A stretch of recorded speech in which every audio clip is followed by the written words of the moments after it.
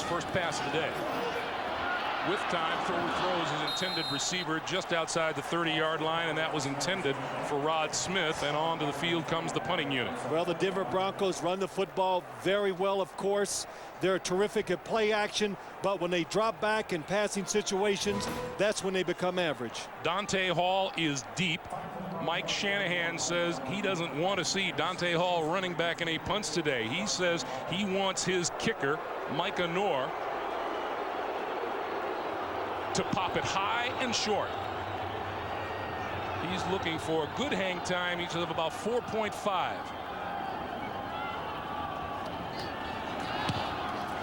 It's high, and it's going to bounce inside the 20, and we have a penalty marker down back upfield.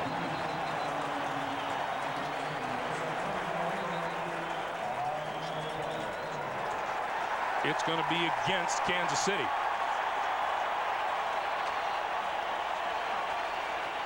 I think you could read coach's lips. Cal Trueluck. You were talking about the kicking or the punting to Dante Hall. Mike Shanahan had quite a few words to say about that. Watch it. Noor kicks it.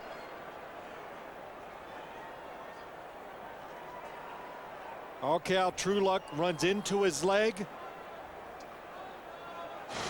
And it was 4th and 5. Running into the kicker defense, 5-yard foul. We will measure to see if the result of the play or the result of the penalty will be a first down. Tony Correnti, our referee today.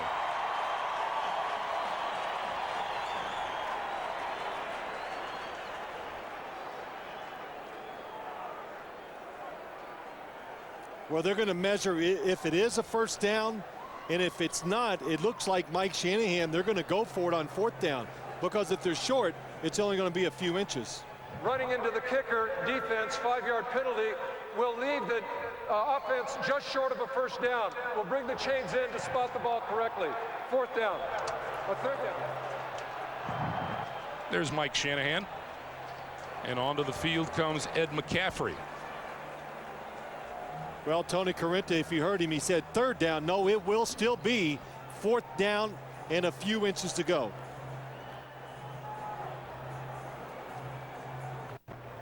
So a big play early on here. 12:41 to play, first quarter, and the Denver Broncos want to turn this opening drive into some points. Well, getting a big break here, Greg, a chance to go for it on 4th down.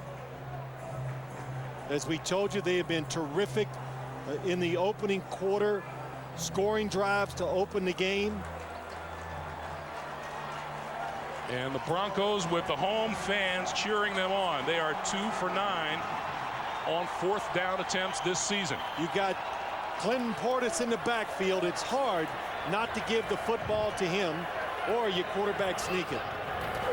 Plummer keeps, pulls his way forward, and appears to have enough for the first down. Yeah, terrific job by Tom Nail in the center.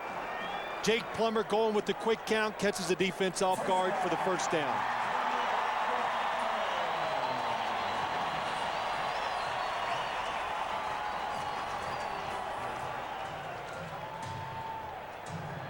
So the Broncos with the aid of a penalty, now with first down at the Kansas City 40.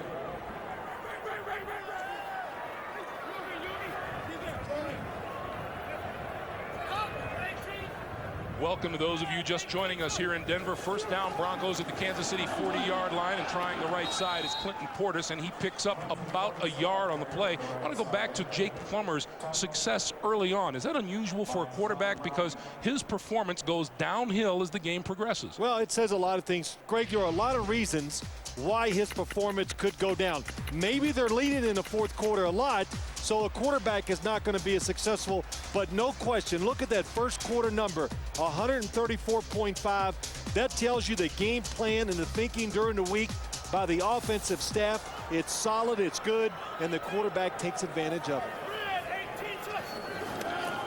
2nd and 9, play fake, Plummer to throw. Throws over the middle, and this time he connects with Rod Smith just outside the 20-yard line, just inside the 20. It's a first down. Rod Smith wide open down the field.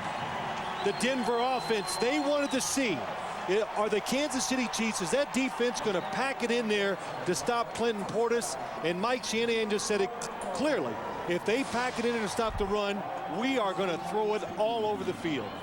And that time, Rod Smith wide open. Shannon Sharp was also wide open going across the field. First-year receiver Charlie Adams makes his first appearance of the day on the field. He's in the slot to the top of your screen. Plummer on first down looks this way. Quick pass is complete. Ashley Lilly inside the 15-yard line to about the 12, and Kawika Mitchell with the hit. Kind of interesting spread in the field, making the Kansas City Chiefs cover it from sideline to sideline. And Jake Plummer, I'm sure, is going to the line of scrimmage and going, let me count. Do they have everybody watching the pass? If they do, he would call a play and give it to Clinton Portis. If they're trying to stop the run, then you throw it. Opening drive has not been kind to the Denver Broncos, as you can see, over the last 9 games. 2nd and 3. Not as good as they usually have been in the past. Portis following drone to about the 11, and a penalty, or let's see, a loose ball. The Chiefs say they have it, but there's been no signal from the officials, and it's still Denver football.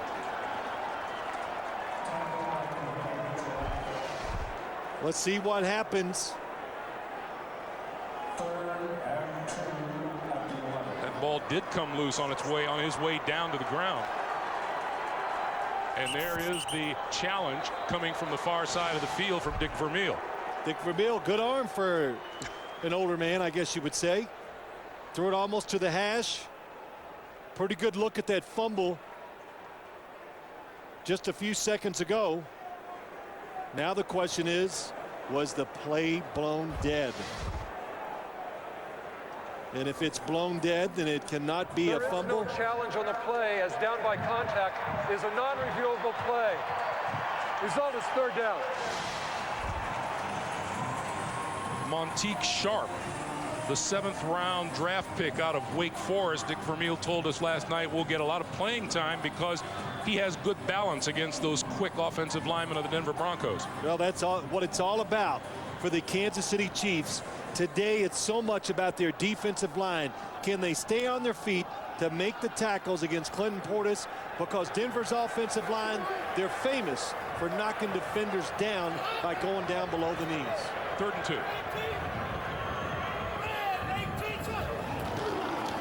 Plummer gives to Portis. Portis to the 5. Touchdown.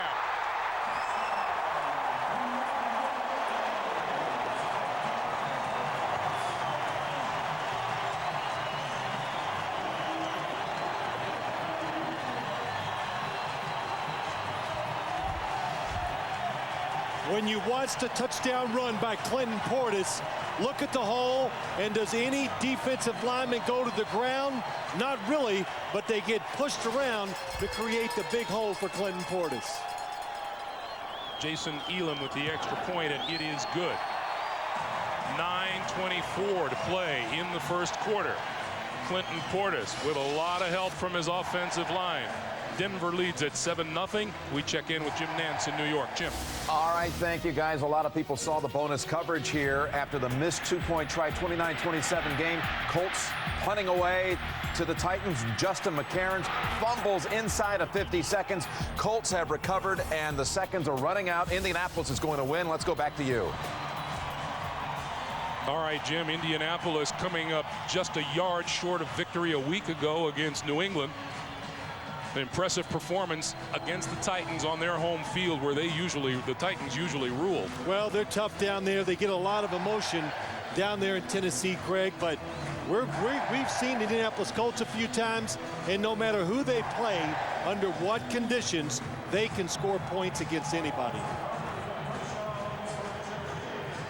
Let's take a look at the touchdown.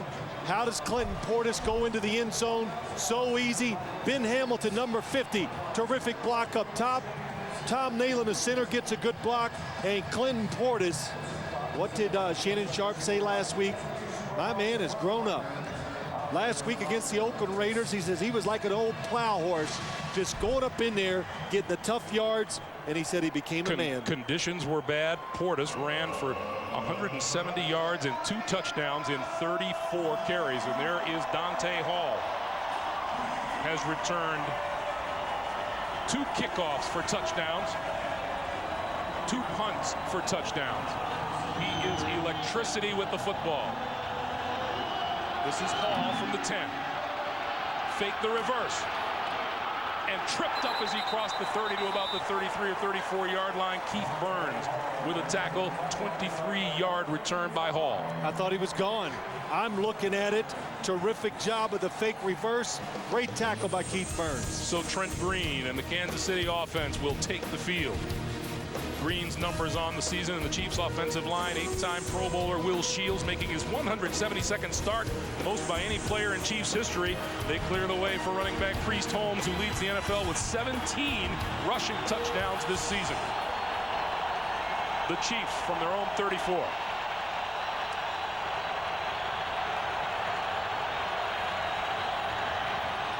Priest Holmes waits for his blockers out to about the 38-yard line. A look at the Denver defense. The front 4 features Bertrand Berry coming into his own in his 6th season. 7 sacks, as does Trevor Price. Al Wilson, the middle linebacker, lost his running mates earlier to injury. Finds himself between second-year man Donnie Spragan and first-year linebacker Ja'Shawn Sykes. Not a whole lot of experience in the secondary. The corners are in their second year. The safeties, including Kenoy Kennedy, in their 4th.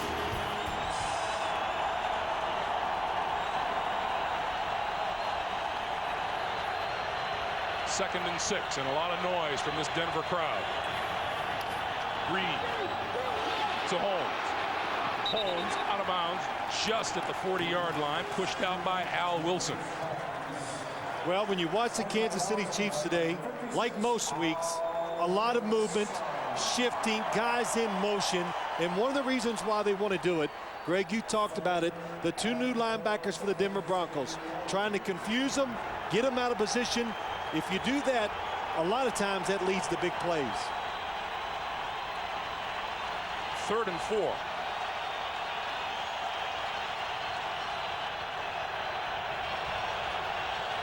That's Dante Hall in motion.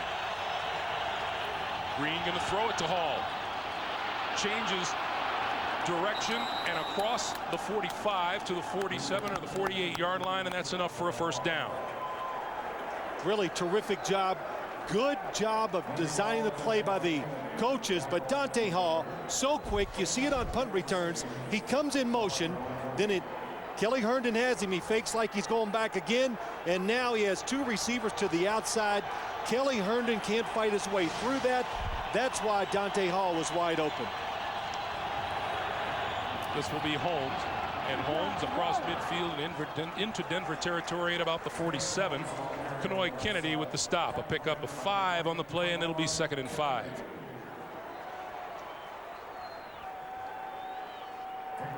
And we welcome those of you who watched the Indianapolis Colts defeat the Tennessee Titans by 2.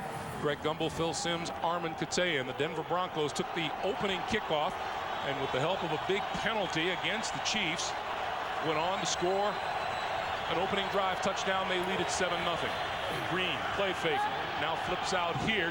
Johnny Morton with blocking. Hit hard at the 42-yard line by Al Wilson. And he will be very close to a first down if he doesn't have it. Well, the Kansas City Chiefs are a terrific screen football team. Why they're so good at throwing screens? Because their center and both guards are athletic and can get out in front of wide receivers or running backs to get blocks. But Al Wilson, we talked to him on Friday. He's looking to hit some people today. And maybe his ex-teammate Eddie Kinnison, he's looking for him too. Yeah, maybe.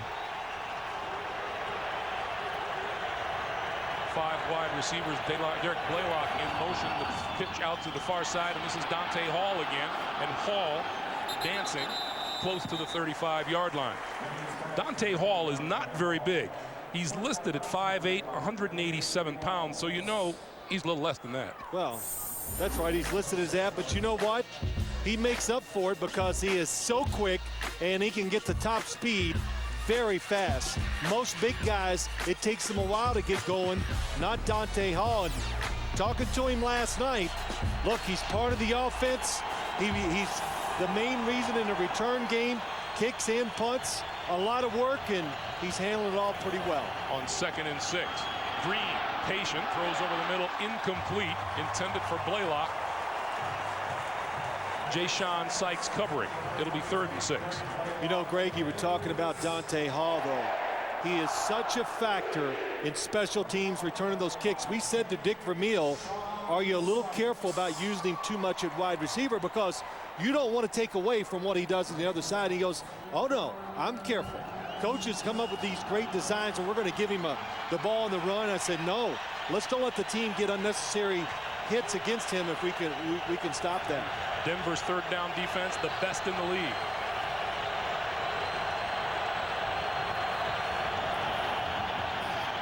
Green, complete. Gonzalez to the 25 and a 1st down.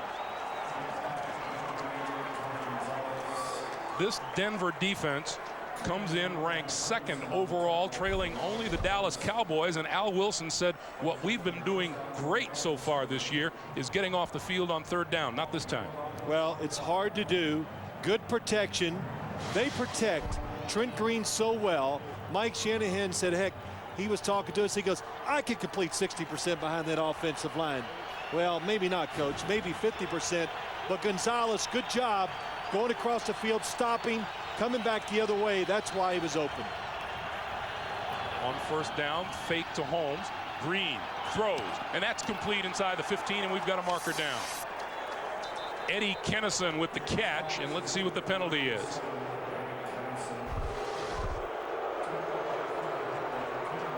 Eddie Kennison against Kelly Herndon, coming all the way across the field on the play action fake.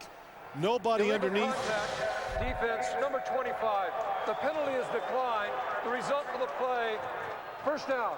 The penalty is on Nick Ferguson, and the Chiefs will decline that penalty. It's a 1st down at the 14-yard line. How big is this game?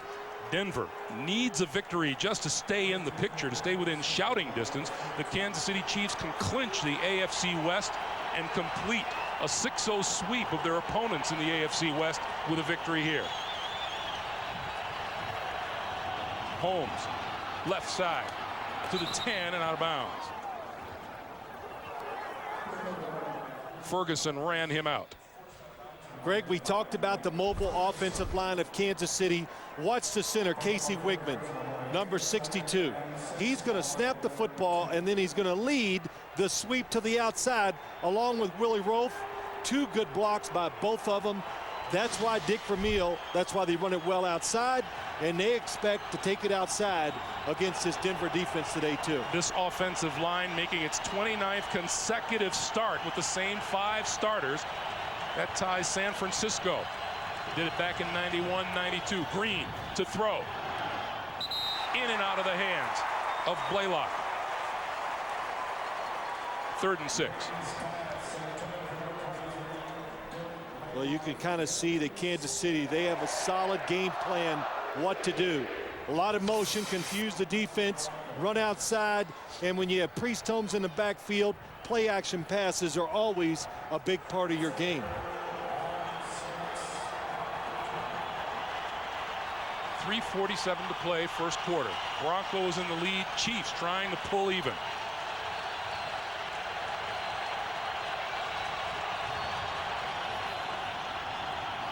Green with time, throws inside the 5. Dante Hall to about the 3 and has enough for a 1st down.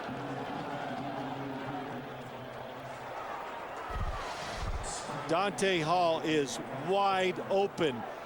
One of the 2 good reasons. Good fake by him, fooling the defense, but Tony Gonzalez, when you get near the goal line, if you're a defensive player, you really got to pay attention to him.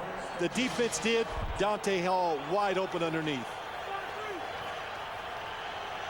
1st and goal. Holmes. Touchdown.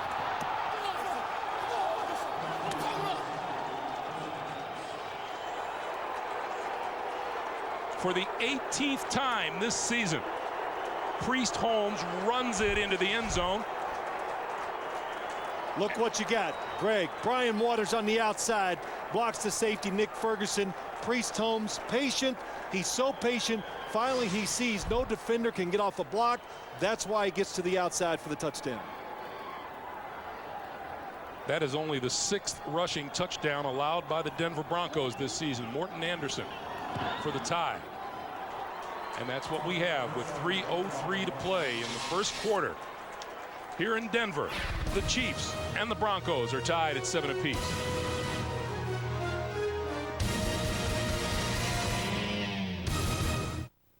The numbers on that Kansas City drive, and you said it while we were away, Phil, it was just a beautiful, perfect drive, and Trent Green spreading it around to 5 different receivers. It had everything. Power running, finesse running, screens, throw it down the field. There's a reason why this team's 11-1. Medese and Drones are deep. And from the 3, this is Drones. 25, 30, and just across the 30 to about the 31-yard line. 2:55 to play, first quarter. Priest Holmes with the celebration as the Chiefs pulled even with Denver at 7. Welcome back to Denver, everyone. You know, the comments made by Eddie Kinnison this past week and how the Denver Broncos supposedly reacted, people would tend to think that's what this game is all about. It isn't. Well, of course not. Dick Vermeil said it best. When they kick it off, who cares? All that's gone. The best team is going to, whoever plays the best, of course, out here today is going to win the game. Not only that, but if you need something like that to get you ready for this football game, you shouldn't be out on the field. Well, Greg, it's always brought up. It's a good story. You write about it. But in the grand scheme of the game, it means nothing. Portis still on his feet, looking for running room and doesn't find it. All in all, he probably gained about a yard. Make it 2 yards, and it'll be 2nd and 8. Now, you talk about the Eddie Kinnison. He was a Bronco. He was let go, picked up by the Kansas City Chiefs. This week, the press went to him and read a quote that basically said, the Broncos think that your record at 11-1 is soft. Well, they didn't tell him that a writer wrote that. It was not for the Bronco players. And Eddie Kinnison proceeded to go on, and when he was informed that it was a writer, he goes, oh, okay. So there you go. Rod Smith looking for running room, turns the corner. There's a marker down on the far side of the field.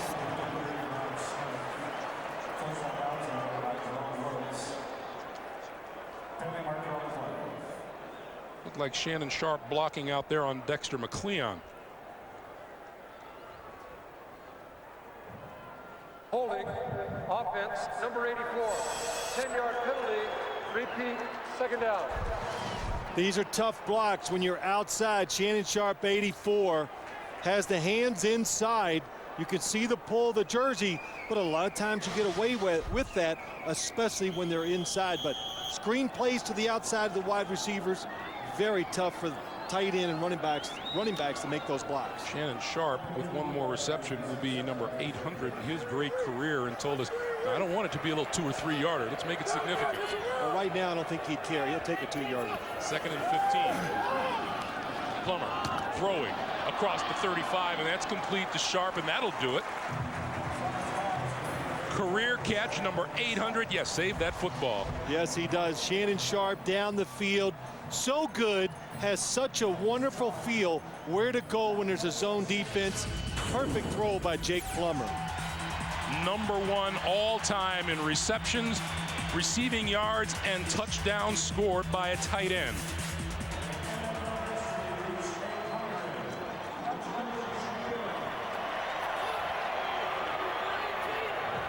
The ball just across the 35-yard line.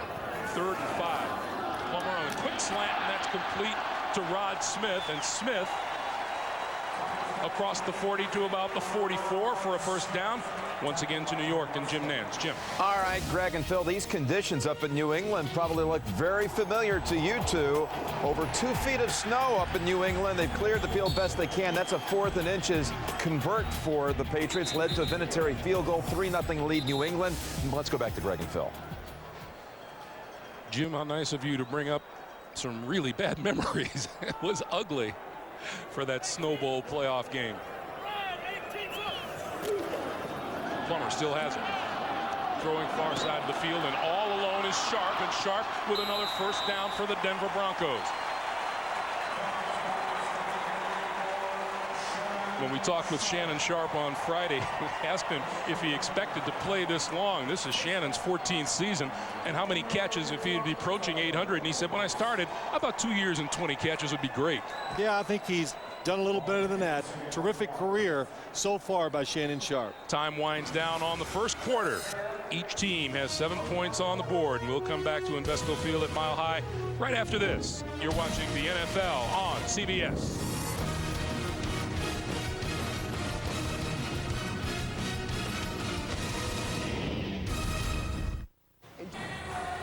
Back for the start of the second quarter along with Phil Simms and Armin Kate and Greg Gumbel at Invesco Field at Mile High, and the Broncos from the Kansas City 41. First down. Plummer's numbers on the day, 6 of 7 for 63 yards. This is Portis. And Portis down to about the 38 or 37 yard line. We check in with Armin Kate. And Armin. Thanks, Greg. You know, like a lot of quarterbacks have told us when they're sidelined with injury, Jake Plummer said those 4 games he missed earlier in this season with that foot injury really helped him understand what the coaches here in Denver were looking for. He said, I could see a play called, I could talk to the coaches, I could even view it from the press box. And what I learned is when they tell you this is where the ball is supposed to go, that's exactly where it's supposed to go. He said, and I also learned how important I am to this football team, Greg. Thanks, Armin. It doesn't sound like Jake got an awful lot of that in his previous life. The Arizona Cardinals, 2nd and 6. Play fake. Plummer throwing this side, and that's complete. And Rod Smith out of bounds just inside the 25-yard line. That'll be a first down, Denver. The Denver Broncos don't do a lot of misdirection running plays. Why they don't is because they do the misdirection with this type of play. The fake run and the throw by the quarterback to the other side. And I saw it when Clinton Portis ran the play before this. The defense is over pursuing, and when they see you do that, they are going to come out the other way and throw the short pass. How many times did Greg Robinson, the defensive coordinator for the Chiefs, tell us last night, patience, patience, patience is what he's been treating. He's been pleading for his guys to exercise out on the field. This is Portis, and Portis, well, to about the 20.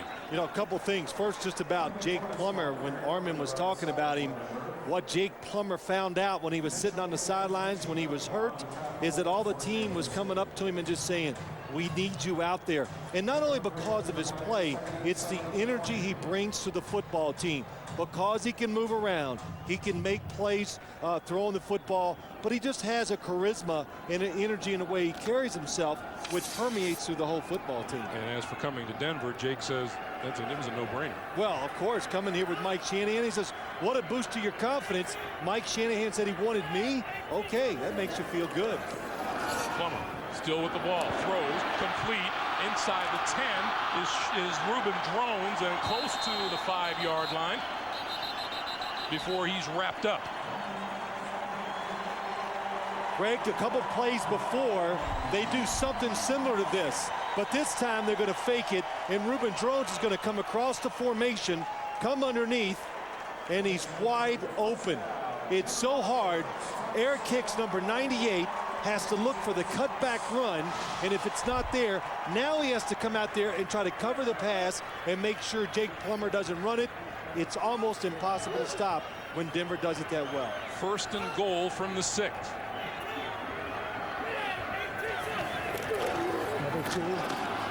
Portis spinning to the 2. And now into the end zone, but it looks like he was blown dead at the 2 or maybe the 1-yard line. Boy, just good, strong running by Clinton Portis. Good shot of him where he was looking before the play. Kawika Mitchell, free in the backfield, doesn't even touch him. We saw that last week against the Oakland Raiders. His stopping and spinning led to a few really big runs by him. Denver found the red zone 4 times in the first meeting between these two teams week 5, but only scored 1 touchdown. Maybe the difference this time, we've seen the last few weeks, Clinton Portis is just running in there for those 2- and 3-yard runs with more force than in the past. 3 tight ends, 2nd and goal. Portis looking for the goal line. Touchdown.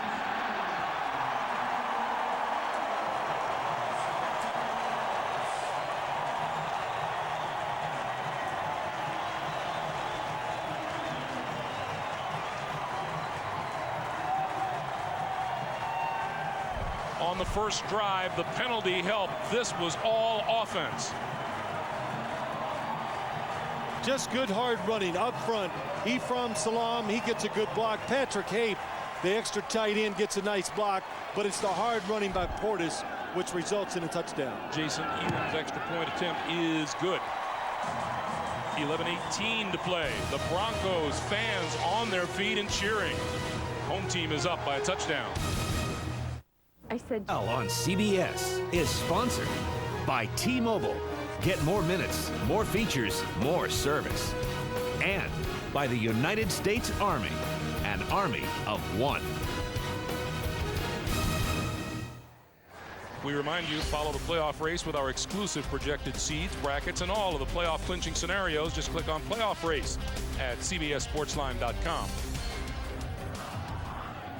There's Clinton Portis. The 1-yard run. He's got 7 rushing touchdowns in 4 games against the Chiefs. And now they've got to deal with Dante Hall. Stands back at his own 1-yard line. There's the muddling approach that the Broncos take. Dante Hall says it's tough for his blockers to pick up their men when they do that. Hall from the 3. 20. 40. Still on his feet. And brought down inside the 40-yard line of the Denver Broncos. Reuben Drones made the tackle. 61-yard return. Dante Hall is electricity with the football. Good field position for Trent Green in the offense. 7th is a date that will live in infamy. NFL.com looks back at what it was like for the fans and players who were at games on that day. Read all about it at NFL.com or at NFL on AOL. From the 36-yard line, Kansas City goes back on offense. Quick drop, quick pass outside, and that's complete. This is Tony Gonzalez, and Gonzalez spins down inside the 35. Let's go back to that kickoff return by Dante Hall. Well, Greg, first you said the muddle huddle by the Broncos. I think that slows them down getting down the field. Then they stop, and they're catching the blockers. And Dante Hall, as you watch that return, he makes cuts without slowing down. That's what separates him from other returners in this league. He's got such explosiveness, and he says that explosiveness is purely God-given because I can't stand working out my legs. Yeah, that's exactly what he said. But too, the first special teams coach in the history of the NFL, Dick Vermeil. Here comes Hall, trying to turn the corner. Just inside the 30-yard line. Ja'Shawn Sykes with the stop. Now you talk about, I even said to Dick Vermeil, it's just your special teams are terrific. And I'd forgotten, 1969, he was hired by George Allen, the Washington Redskins, as the first special teams coach in the NFL. And he goes, it was great. That's all I had to do was coach special teams. And so every stop he's had in the NFL, he's always had a good return man. He knows what he's looking for, but he also knows how to coach it. 3rd and 3. Green flips it. Holmes picking his way toward the 25-yard line, and that's a first down. That's clever stuff. Executed extremely well. Casey Wigman and Will Shields, the center and the right guard. This is what makes it go. Good throw by Trent Green, but there's a block, there's another block. 2 offensive linemen outside, down the field. Will Shields, boy, that is terrific. And Wigman, the center, continues to get outside and make terrific blocks. We've talked about it before, how important it is to have the same offensive unit week in and week out. On first down, Green to throw. This time going to go to the end zone. Bo Richter, incomplete. It'll be 2nd and 10. That offensive line, as we said, the 29th consecutive game. And the longest streak in the NFL since the 49ers did it over the 91-92 season. And if you don't have to substitute people in key positions, that's a huge advantage for an offense. It's such a group effort when you talk about an offensive line. Mike Shanahan said this: if you took each one individually and forget the unit, you got a good player. So you take 5 good players, put them together, they don't get hurt, you get excellence. Over the middle, Blaylock. Blaylock to the 10. Dragged down at about the 6-yard line, and that'll be a first down. First and goal, Kansas City. This is, again, misdirection. They're doing a very good job so far today. Blaylock goes out of the backfield, fakes out, comes in, and when he comes inside, that movement is just enough to get separation against Nick Ferguson. Takes it inside the 10-yard line. So once again, the Chiefs are looking at the Denver defense owning the second best red zone TD percentage in the league coming into the action today. Home. 5. And out of bounds, just short of the goal line. Darius Holland and Kenoy Kennedy forced him out. You know, so many times we do football games, and I listen to a lot of games and love to watch it on TV, and everybody always says, well, defenses are just too fast in this NFL. You just can't go outside. It is hard to do. But when you see a team that can do it, you realize how good they have to be and how talented they are to get it done. That last play, again, illustrated Kansas City's offensive line. That's how efficient the Chiefs have been on red zone drives this season. Holmes straight ahead, over the top, touchdown.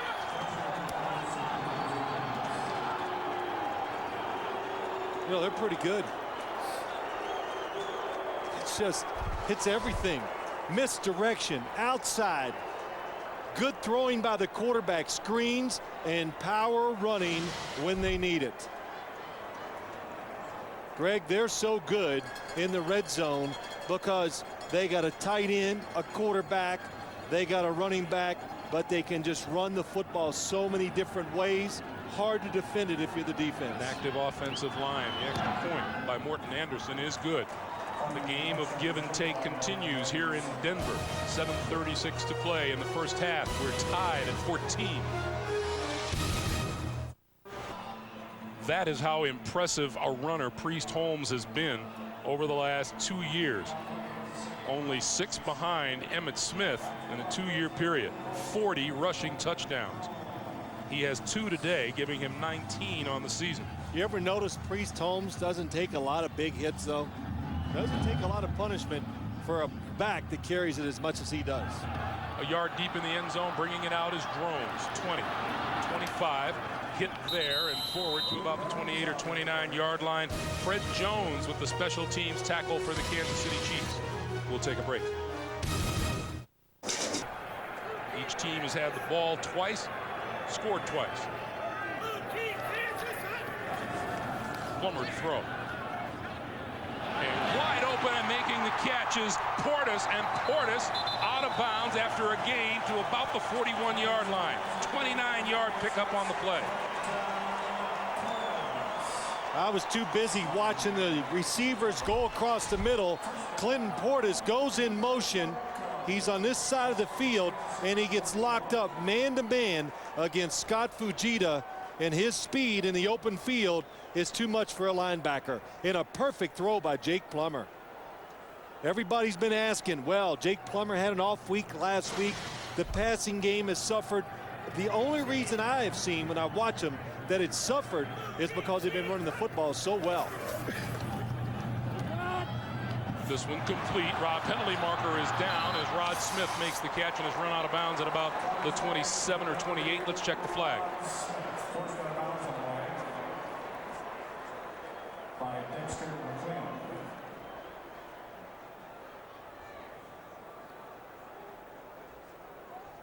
Dexter McCleon had his own There is idea. no foul for offensive pass interference as the contact the receiver made was at the line of scrimmage. The play stands. First down. So Plummer continues his hot game, and the line of scrimmage moves to the 27. Greg, let's watch. Clinton Portis is going to go inside. Rod Smith goes inside and fakes. It's the opposite of what they did the previous play. So it fools the Kansas City defense. Again, that's why Rod Smith was wide open. They reacted to what Kansas City defense did the play before, and they were confused, didn't cover Rod Smith. Back to the ground game, and Portis nowhere to go is wrapped up at the 29 by Sean Barber. You know, sometimes last week, there's no doubt the Denver Broncos won the football game because of Clinton Portis running it. So this week in the NFL, you know it, Greg, Kansas City, they're determined we're going to stop the running game. Denver knows it, and you can already tell, just watching this first quarter and a half, that the Broncos, they got the passing game ready, and it's clicking so far. Sean Barber with that last tackle. The Chiefs are light on linebackers today. They have their 3 starters, Fujita, Mitchell, Barber, and Fred Jones, and that's it. They're minus 3 linebackers, and Dick Vermeil says that hurts special teams. Yeah, it does. And Sean Barber has that cast on his left wrist. Quick pass, overthrown, incomplete. Clinton Portis, the intended receiver. Well, there's Sean Barber. Dislocated his wrist a couple weeks ago, has a jammed right thumb, and I said, how are you going to grab a running back and make a tackle with that? And, well, he knows how to. When you have your hands beat up like that, you got to wrap your arms around the running back or whoever's you're trying to tackle and just run through them. But brings energy, toughness, has been a terrific acquisition for the Kansas City Chiefs. In fact, the Chiefs have made terrific free agent signings, including Dexter McCleon and Vonnie Holliday. 3rd and 12.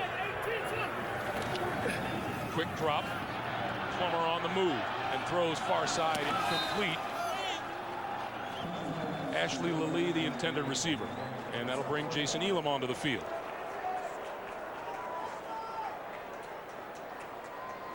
This will be about a 47-yard field goal attempt.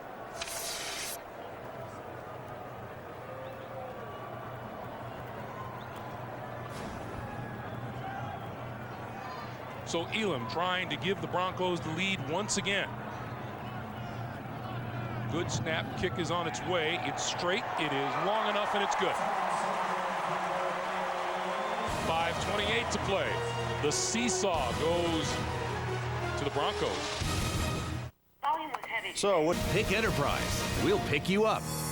Fidelity Investments. Stop by your local Fidelity Investor Center today. And by the all-new AOL 9.0 Optimized. Life needs upgrades. Back in Denver, there's Micah Noor teeing it up. Phil, you said it during the commercial. What do you do if you're Mike Shanahan with this kickoff? Do you kick it to that man? Absolutely not. You kick it short. You kick it on the ground. You kick one of those short pop-ups around the 20-yard line. That way they can't make a big return. Guess what? Well, he kicked it way to the left, so that narrows the field. 15 and brought down at about the 14-yard line. Ruben Drones with the special teams stop after a 12-yard return. That's a major special teams victory. A reminder, coming up the Nextel halftime report, Jim Dan Dion Boomer. Today's scores and highlights coming up on the Nextel halftime report. The numbers on the quarterbacks identical, 10 for 13. The last drive for Kansas City started at the 36. This time they start from their own 14. They started from the Denver 36 last time out. Green with the give to Holmes. Holmes, 15, still on his feet across the 20 to about the 21-yard line. 7-yard pickup. It'll be 2nd and 3. Just not too long ago on the sideline, Al Wilson was in front of his defensive mates and giving them a little bit of a pep talk. Al told us he took him to dinner on Thursday night, and it's become a ritual. Is it a ritual for you to pay too? He said, yeah, pretty much. Yeah, he told us that it's a, well, of course, professional football players, they got size and they like good food. So the bill's quite hefty. I think Al's surviving it. Holmes left side. And across the 25, and that'll be enough for a first down for the Chiefs. Trevor Price, Burt Berry with the stop. No, it's okay, Greg. The Chiefs sideline, they're all getting excited. And what excites players so much is when you have physical dominance over the opposition. And that time the Kansas City offensive line was just running with defensive linemen. So all the Chief coaches and players are going, yeah, that's it. Overpower. Something they think they can do on both sides of the ball because they're bigger is overpower the Broncos. Green still with the football. Running out of time now, and he goes down. Bertrand Berry, number 92, the first man to hit him.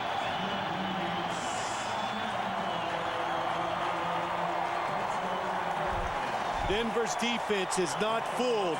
The fake handoff, the fake reverse. Trent Green looks down the field. There is nobody open. Denver's not fooled. They had the wide receiver double covered. That led to the sack. That sack is the first Trent Green has suffered in his last 64 passing attempts. He probably gets as much space to throw the football as any quarterback in this whole league. Blaylock in the backfield on 2nd and 15, out on the pass pattern. Over the middle, and that's complete close to the 30-yard line to Dante Hall and hit almost immediately by Donnie Spragan. Donnie Spragan, Jay-Sean Sykes, two linebackers that come in for Ian Gold and John Mobley, who were both very good. But they come in and they pick it right up where the other two left off. Trent Green said, you know, they lose their starting linebackers, and I think, well, this is going to be a little better. And he says, darned if they aren't playing better football than they did the first time we met. Yeah, the statistics have actually gone up since the first time they met. They've gotten better. Green with time, throws outside, and that's complete to Johnny Morton for a first down. Morton made his cut. The football was there. Yeah, let me tell you something you've heard about 20 times today. Blitz by the Broncos. Guess what? Tremendous protection. Trent Green looks to his right, doesn't like it, able to turn and throw to his backside. Look at the pocket. It's an obvious passing situation, and he's throwing 18 to 20 yards down the field with good protection. Al Wilson said they pride themselves in getting off the field on 3rd down, but the Chiefs are 5 out of 5 on 3rd downs today. Here's a screen for Holmes, and Holmes across midfield and into Bronco territory. You know you're good. You know you're good when the opposition, Al Wilson, says, well, I got to admit it. They probably are the best offensive line in the league.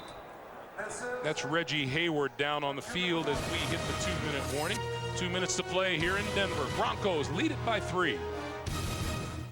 CBS is sponsored by the new Chevy Malibu. Your private Malibu showing starts at ChevyMalibu.com. And by Miller. There's good enough and there's better than it has to be. Miller, good call. Hey, tonight on CBS, when an FBI agent hides his star witness at his mom's house, there will be no peace on earth.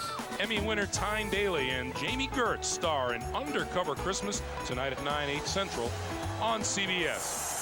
This drive began at the Kansas City 14. It's the 7th play at the line of scrimmage, now the Denver 48. Green throws and overthrows outside, intended for Dante Hall. It'll be 3rd and 5.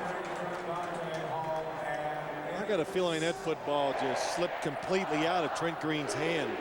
Good protection, receiver open, and he just threw a knuckleball about 5 yards over everybody's head.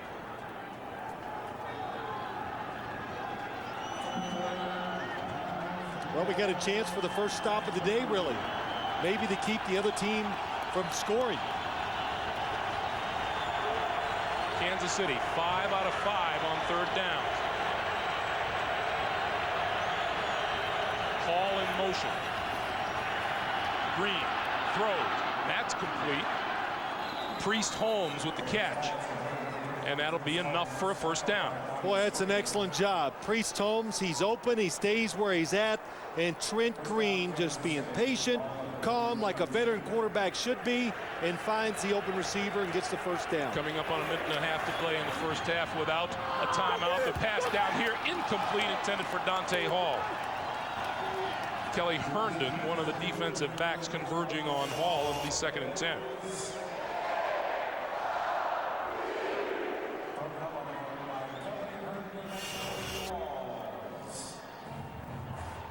Chiefs are big in the last 2 minutes of first half. You know, we were talking with Dante Hall and asked him how his size has affected him. He goes, size and durability was always a question for me wherever I played. Oh, yeah, anytime you're that size at every single level, people are going to question your ability and your ability to make things happen when you play, but he has done it offense and special teams. And that pass thrown behind Hall, and Hall wasn't looking his way. Now, Dante Hall got an awful lot of reps in practice this week. Yeah, they had some receivers a little beat up. So a couple days he had to stay out there the whole time. And I asked him yesterday, I said, are you okay? He goes, yeah, I'm better now. I'm rested up. I was tired, though. He gave us a whole rundown. And that's, you know, we talked about it already, but such a strain on him physically to be a wide receiver and a kick returner. That's a lot of practice time. And as he said, a lot of study time, too.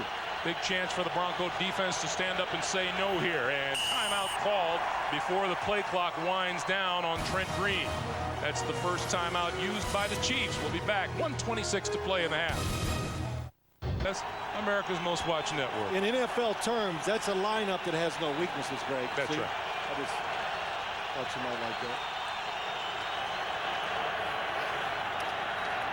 Chiefs gonna go deep. Kennison caught it. Touchdown.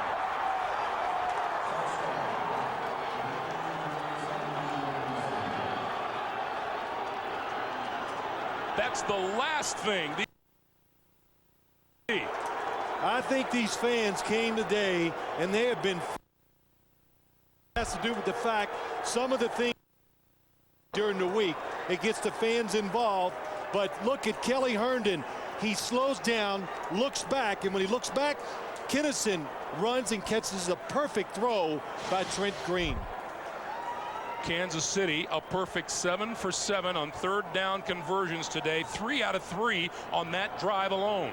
Morton Anderson's extra point attempt is good. 1:19 to play. And Kennison, who was introduced to unbelievably loud boos, just earned a few more.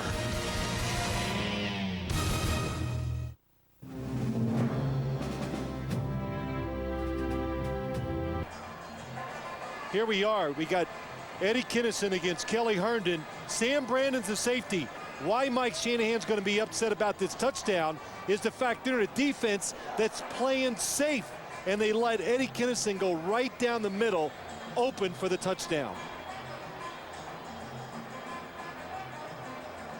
So Eddie Kennison, who caused so much print and got so much air this week, has 2 catches for 53 yards today and a touchdown. You know, but Greg, really, we were in commercial. I said, what do you think Denver's going to do? I said, they'll play safe on defense because it's near the end of the first half. They played safe, and Kansas City caught them by surprise by going deep for the touchdown. The decent drones are deep. Line drive kick. Drones will not run this one out of the end zone, and it'll be a touchback, and the Broncos will begin at their own 20-yard line. Gives us the opportunity to tell you coming up on the next Tell halftime report. Jim, Dan, Dion, and Boomer have today's scores, highlights, and I am sure playoff scenarios abound. That's all coming up on the next Tell halftime report. Well, what a first half. Both teams' offenses have moved the football, played well. Each team has scored on a drive. This is the 4th possession for the Broncos. And the Broncos have 3 timeouts.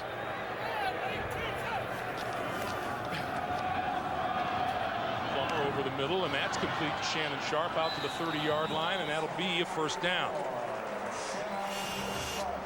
Clock continues to move.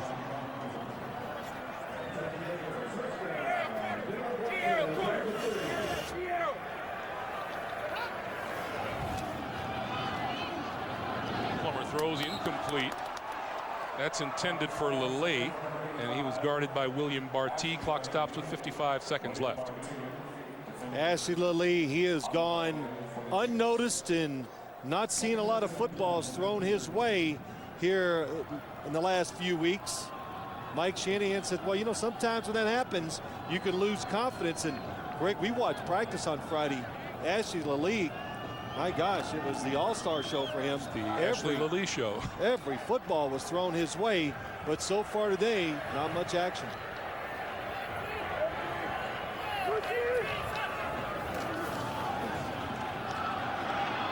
Palmer on the move on 2nd and 10, going to throw it deep, and it is out of bounds, incomplete. Ed McCaffrey, the intended receiver, and Warfield was with him. It'll be 3rd and 10. Kansas City Chief defense doing a good job keeping Jake Plummer inside. Even when he escapes, they're getting somebody down the line of scrimmage in front of him. That way he cannot run with it, make him throw it down the field. Greg Robinson, defensive coordinator for the Chiefs. They don't have great stats, but they're pretty good at stopping the other team from scoring a lot of points. On 3rd and 10. Plummer on the move, throwing, and it's tipped and falls incomplete. John Browning got a hand on the football, and onto the field comes the punting unit, and we'll see our first punt of the day. That was a good job by Kansas City's defense. Now Kansas City still 2 timeouts, get a decent return. You got Dante Hall back there. You can get in position and get maybe one more shot at points in the first half. Mike Shanahan says he wants that punt high and short. 35 yards and 4.5 seconds hang time. That's not it. It'll bounce. Hall will let it bounce out of bounds. Well, he kicked it so bad it was good. Sometimes that's what it takes. 45-yard punt. And now the Chiefs will take over with 32 seconds on the clock, and they lead it by a score of 21-17. Again, a victory by Kansas City today gives the Chiefs the AFC West title. Boy, listen to this crowd. So excited, so into the game, and 3 touchdowns by the Kansas City Chiefs with 3 possessions. They're quiet. They're just going, my gosh. 11-1. Maybe they are good. Let's see what the Chiefs do here with just over half a minute remaining. Green's going to give it to Priest Holmes, and Holmes is going to go nowhere. Wrapped up by Darius Holland. And they're going to let the clock wind down on the first half here, it would appear. Although Green going without a huddle. He's going to throw it deep down the middle. Dante Hall, midfield. Hall brought down at the 43-yard line, and they call timeout with 3 seconds to play. Kenoy Kennedy with the tackle. We'll be back for the last 3 seconds of the first half. In the slot, a lot of people, us included, it looked like Kansas City in no hurry. We're going to let the clock run out in the first half.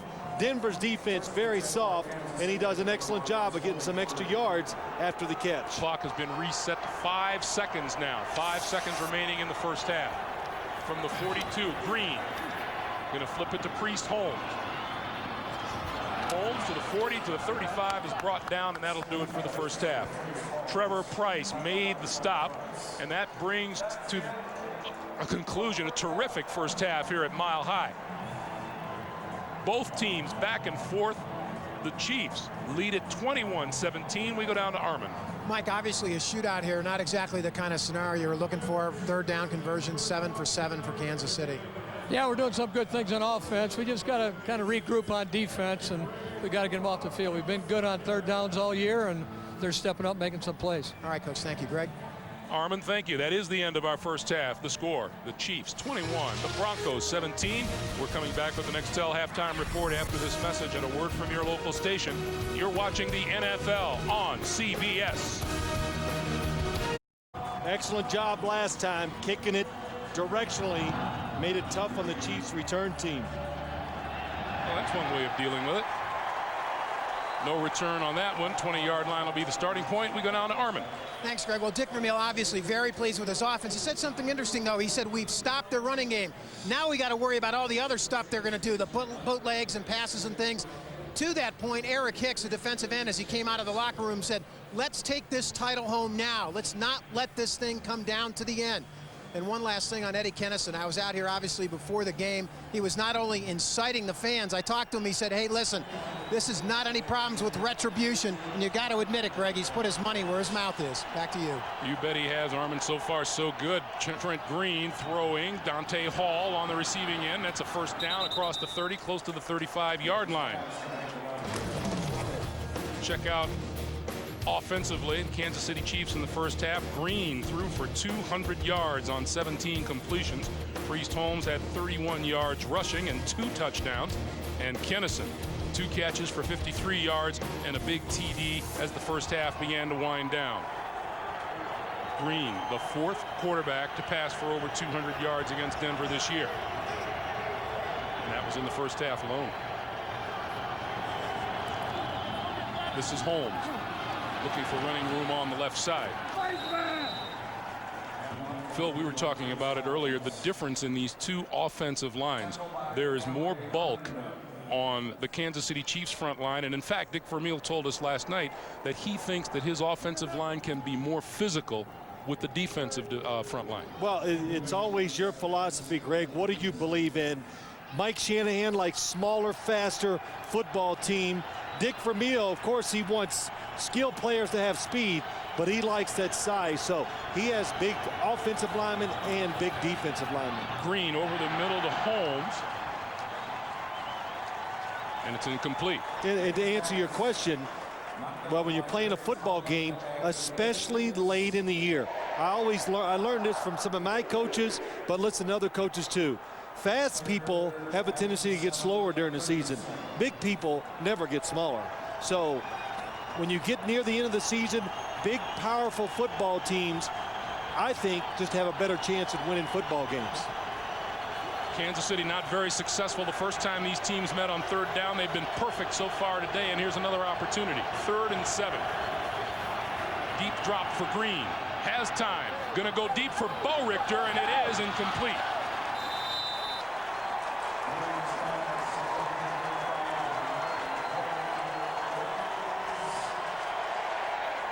Kenoy Kennedy back defending. That's what you need. Denver's defense. Stop them. Get them off the field quick. Gives you some confidence, and let your offense get back on and get some rhythm and try to take the lead. Jason Baker punting for the first time today. Rod Smith deep for the Broncos.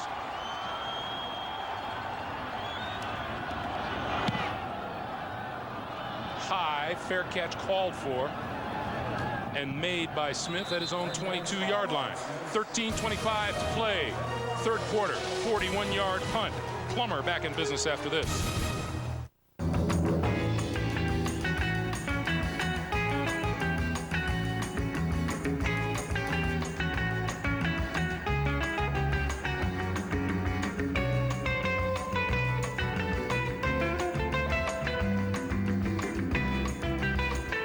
Broadcast of any pictures, descriptions, or accounts of the game without the NFL's consent is prohibited.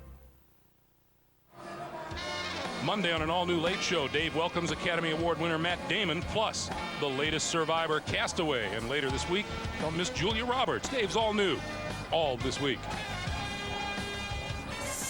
22-yard line is where the Broncos will get this drive underway. They trail 21-17.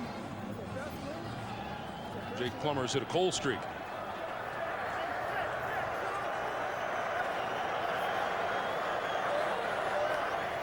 First down. Quick drop, quick throw outside, and that's complete to Shannon Sharp, and Sharp has enough for a first down. Talk about the Broncos ground game. Well, what it is, the Broncos run the football so well, their misdirection comes from reverses by the wide receivers. There you are trying to stop the run, tough on defensive ends, the play action passes the other way. Again, look at the defense. Jake Plummer comes out so hard. Probably the toughest thing to get ready for when you play the Denver Broncos is that misdirection pass that they throw. Portis, there's a marker flying. And that marker comes from the referee, Tony Correnti. Yeah, Clinton Portis was just a little anxious to get the football and run with it.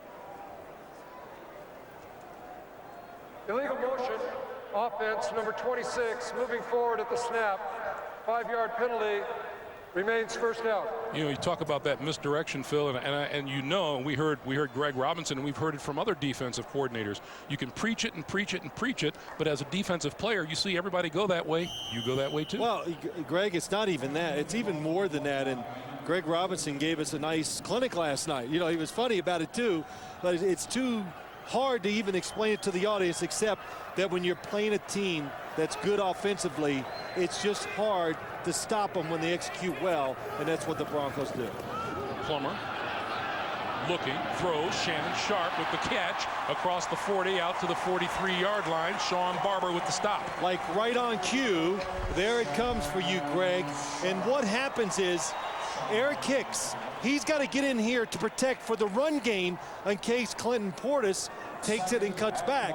So when Jake Plummer comes out the other side, it's now the defense. Well, are you going to let Jake Plummer run it, or are you going to let him throw it? 2nd and 2.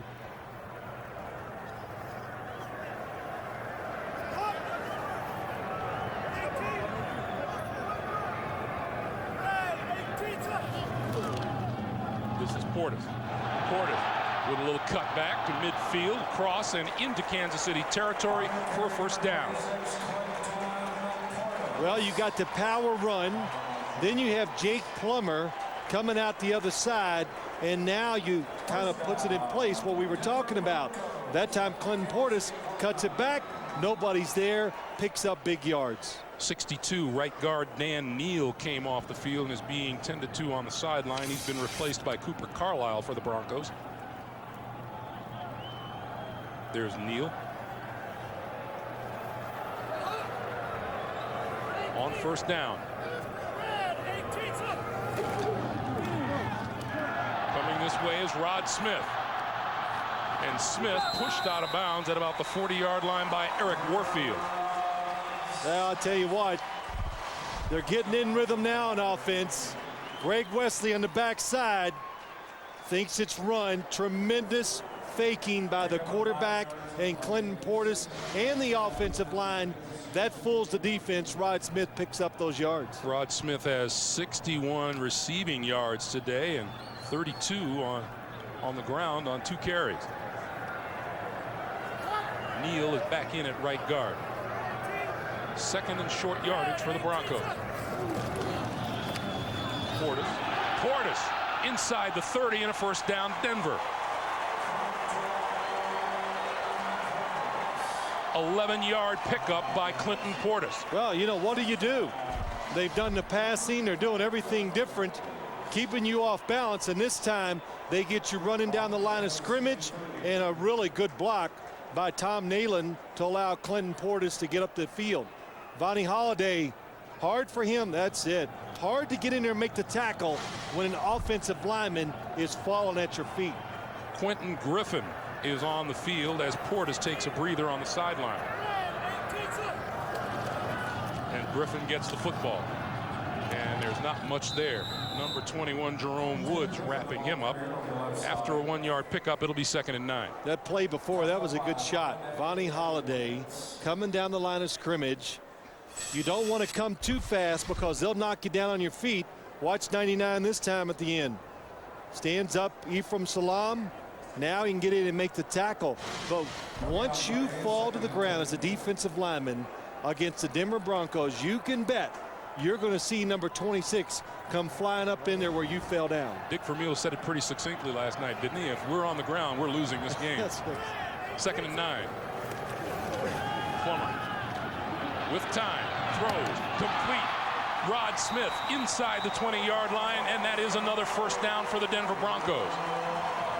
Good throw, good catch. Jake Plummer made it very hard on himself because Shannon Sharp is wide open over the middle. He doesn't seem. There's a little traffic there. Good job by Rod Smith coming back to the quarterback and securing the catch. This is a maligned group of wide receivers for the Denver Broncos. Rod Smith has 2 touchdown catches.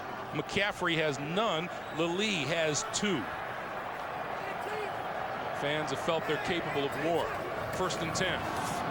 Plummer still has it. Pulls it down, throws incomplete. McCaffrey, the intended receiver. And Sean Barber was in on Jake Plummer. Excellent job by Jake Plummer, though, getting rid of the football. Keeps the drive moving along by not taking the sack. Sean Barber, so good athletically, even though Jake Plummer has got pretty good speed and he's elusive, no chance against Sean Barber. Sean, did you see that? Sean Barber with those two hurt paws had to reach around him and take him down. You just can't even imagine that, can fathom it. 2nd and 10. Playing with two hurt hands, one dislocated wrist. Up the middle, opening for Portis to the 10.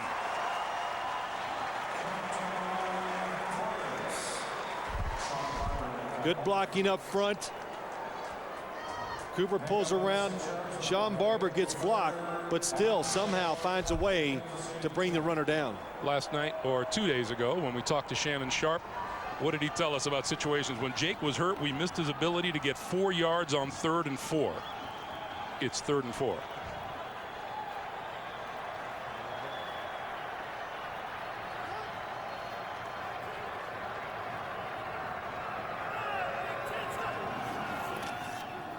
Pass over the middle, and that's complete to the 6-yard line to Ed McCaffrey, and that appears to be enough for a first down. McCaffrey's first catch of the day. It's a big one, too. Could lead to a touchdown. Blitz by the defense. Nobody is covering Ed McCaffrey at first. Jake Plummer, excellent job of seeing him, and what a catch in traffic there. Yeah, Jake Plummer, you know why he's a little excited? He knows that football wasn't where he wanted to throw it. Ed McCaffrey saved him. 11th play of this drive. 1st and goal from the 5. Portis right side for a couple. It'll be 2nd and goal. Boy, nice job by the Denver offensive football team. You score, you just got to have a variety of options to be a successful offense or defense. Wide receivers running it, screens, cutbacks, misdirection passes, Greg. That's why they're down inside the 5-yard line. These Broncos feel they should have won that first meeting of the year against the Kansas City Chiefs. Outgained them almost 2-1. Yeah, but who scored more points? That would be the Chiefs. Okay. 2nd and goal. Plummer throwing. Touchdown. Reuben Drones.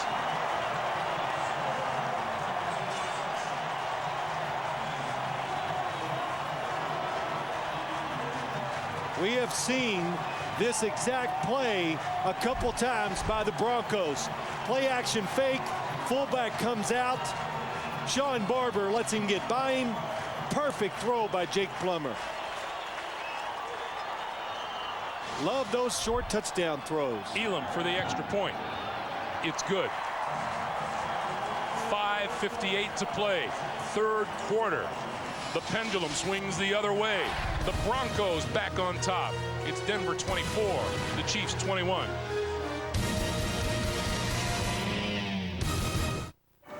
On CBS is sponsored by Southwest Airlines. Friendly nonstop service all across the country. Southwest Airlines, a symbol of freedom. Saturn, makers of the highly adaptable View, stylish midsize L300, and the fun-to-drive Ion. And by Nextel coast-to-coast walkie-talkie. Nextel, done. Jubilation in Denver land as the Broncos climb back on top, but then the realization sets in that you've got to kick to Dante Hall. Well, they stopped look at the Broncos kickoff team now. They're spread out. Before, they all bunched together in the middle of the field and tried to maybe confuse the blocking. But what it did, it slowed down the defenders and allowed Dante Hall just too much room. Back to plan A. That's an ugly team. It's not the wind knocking it over. Micah Noor is just trying to get it in such a position where he can kick it where he wants it. Nick Ferguson. Looks like he's going to hold it. Completely different atmosphere when the home team is on top. Well, yeah, you know, get the energy going again. That's what it is. That's you know, you get chances in games, momentum. We hear coaches say it. When you get it on your side, you got to make it happen. and the Broncos got on their side with some good offensive plays. First, they got on their side with the defensive stop. Third time today, the Broncos have had the lead. Dante Hall awaits at the goal line. And he'll let this one roll out of the end zone. I think Micah Noor has figured out how to deal with it. Put some leg into it. Meanwhile, Jake Plummer celebrating his 14th touchdown pass of the season. It's the Broncos by 3. Should the Kansas City Chiefs stumble here today, New England looking to move up into a tie for the best record in the AFC. And right now, the Patriots are leading Miami 3-0 in a game that the Miami Dolphins desperately need to stay in the wild card picture. 5:58 to play, third quarter. Denver fans looking for some defense. Green flips it out here. Priest Holmes down at about the 24-yard line. On the other hand, should the Chiefs win, they move to 12-1. They clinch the AFC West and certainly a postseason slot. They would be the second to do it. The Philadelphia Eagles having done that with a victory earlier today. And remember all those people who rushed to judgment about the Eagles when they were... Did you say rush? Yes, falling behind early on. And Donovan McNabb said, don't panic. Well, look, it's the business we're in. We panic every week. I don't panic every week. Sure you do. 2nd and 5. Holmes to about the 28.5-yard line. Will be a couple of yards shy of a first down. It'll be 3rd and 1, we'll call it. You know what's happened, though, Greg, and I sense it when we were with the Broncos and the Chiefs. It's now late in the year, and all that training camp, all the preseason games, the hard work, it's coming to that time. And if you're the Broncos, you don't want it to all go for nothing. And if you're the Kansas City Chiefs, you go, we're close. Let's finish it out so we have home field advantage for the playoffs. So the players sense the sense of urgency this late in the year. Going to throw it. Green trying to escape and can't.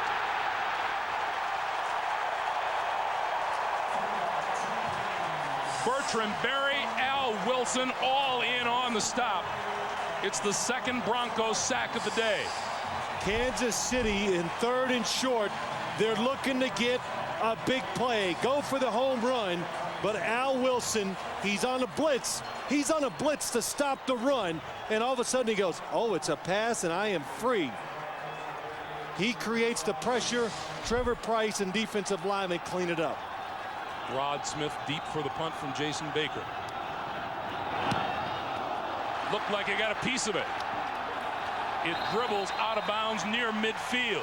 And a penalty marker is down. I thought he got a piece of it. Tony Corrente is going to need some help.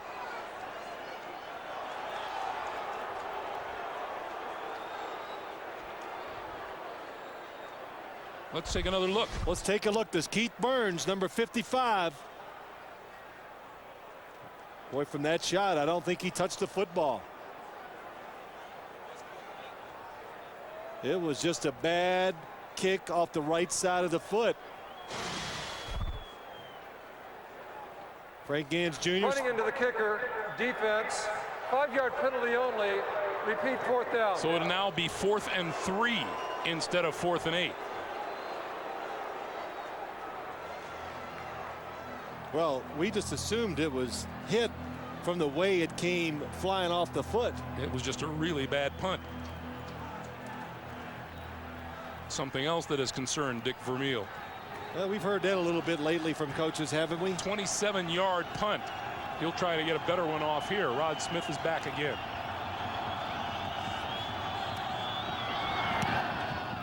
Much better kick.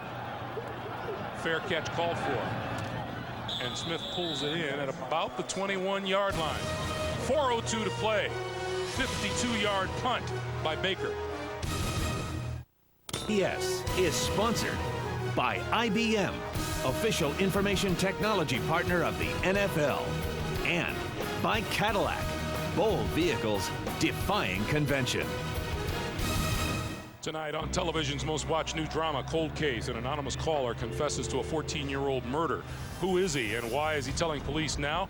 Detective Lily Rush is about to uncover the truth. Don't miss an all-new Cold Case tonight at 8, 7 Central on CBS. Jake Plummer and the Denver offense going to work from their own 21-yard line. I have that shirt at home. I'll wear it next week to show you. And Plummer's going to throw. Short pop over the middle. And Portis with the catch. Short passes are a specialty for Jake Plummer. Well, Jake Plummer made a comment early in the year. He's just like the last touchdown you saw him throw.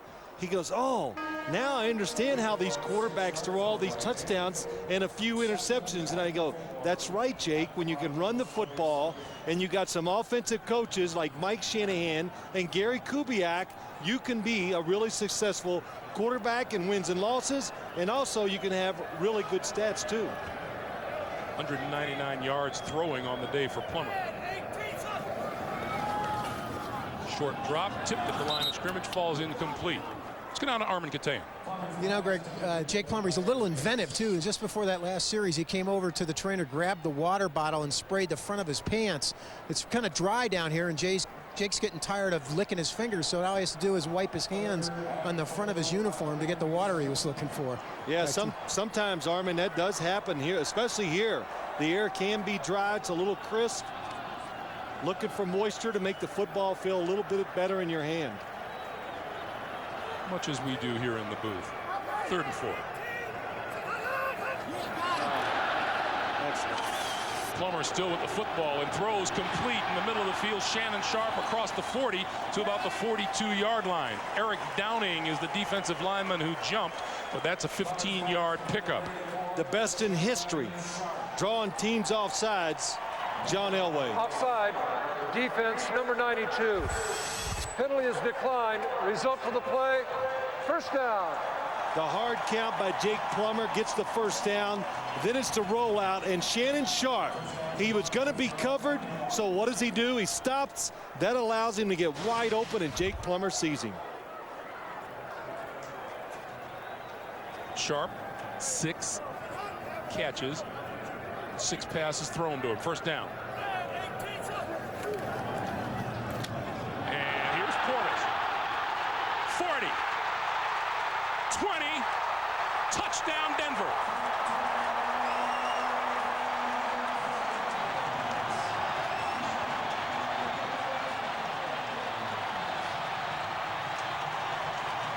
"59 yards. That is good vision by Clinton Portis.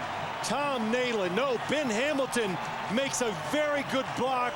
Nobody in the secondary has a chance to catch Clinton Portis. Elam's extra point is good. 2:42 to play in the 3rd quarter. Biggest lead yet by anyone today. The Broncos lead the Chiefs by 10. Take a look at the last line of that graphic. 5 times this year. 50-plus yards for Clinton Portis. The Broncos lead by 10. Greg, you just said, boy, the Broncos are so excited on their sideline. Well, it's only their season. Everything they've worked for, it's here. They have to win this game.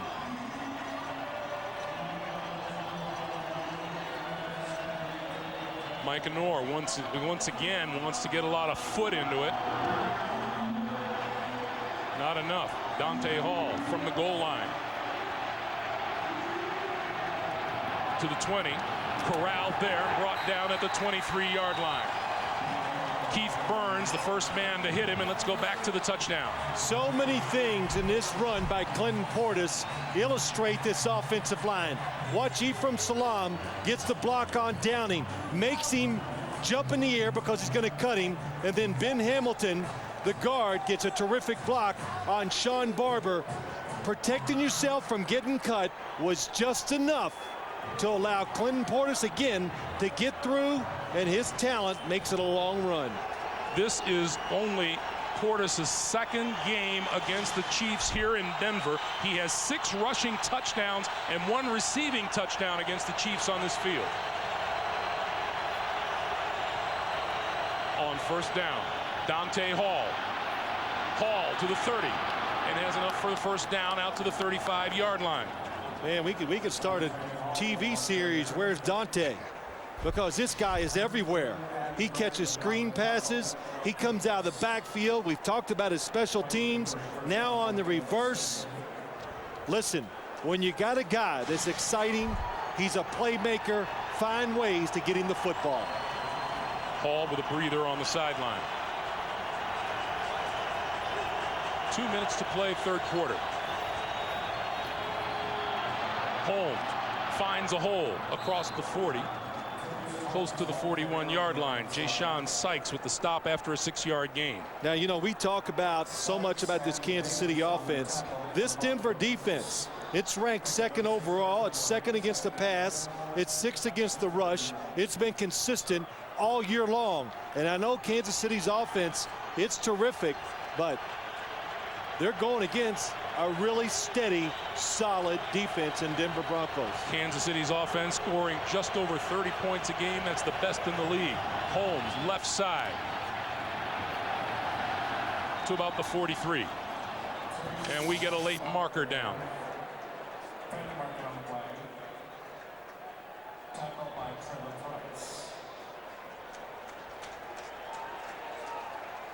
This penalty is going to be against Kansas City. It's holding.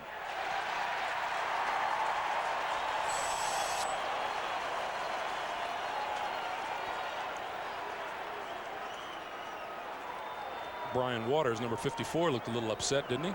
Oh, just a little.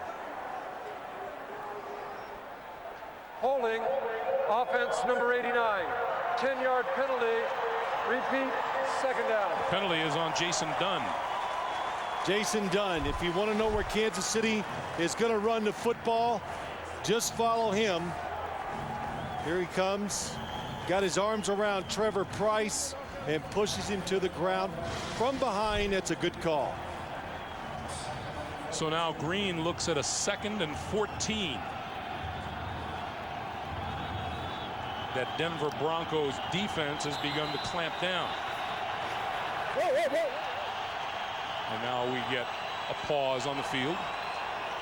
You know, I was talking about this Denver defense, Greg, and why it's settled down is they don't do a lot. They're not real complicated. They don't try to get fancy. At the line of scrimmage, therefore the spot of enforcement was a previous spot. The ball is correct. We're spotted. Second down. Okay. But why, Greg, why they can make adjustments or why they get better is they just repeat what they're doing.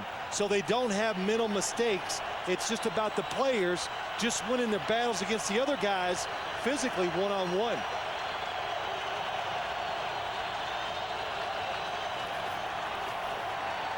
Green throws outside, and that's incomplete. Dante Hall, the intended receiver. 3rd and 14.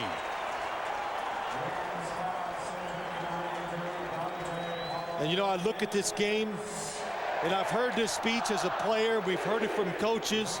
You're the Kansas City Chiefs. Dick Vermeil stands in front of the team and says, guys, we want to win the game, of course, but they got a chance to get rid of the Denver Broncos. Let's just not win the division, knock the Broncos out of the playoffs, because you don't want to come back somewhere in the playoffs and see this team again. Green over the middle, off the fingertips of Johnny Morton. The Chiefs were 7 for 7 on 3rd down in the first half. They are 0 for 3 here in the second half. Well, it's a good throw by Trent Green. Throws it over the top of the first line of defense in front of the second line. It's perfect. Johnny Morton, the defender jumping in front of him, might have distracted him just enough where he misses the catch. Rod Smith stands between his 25 and 30-yard line.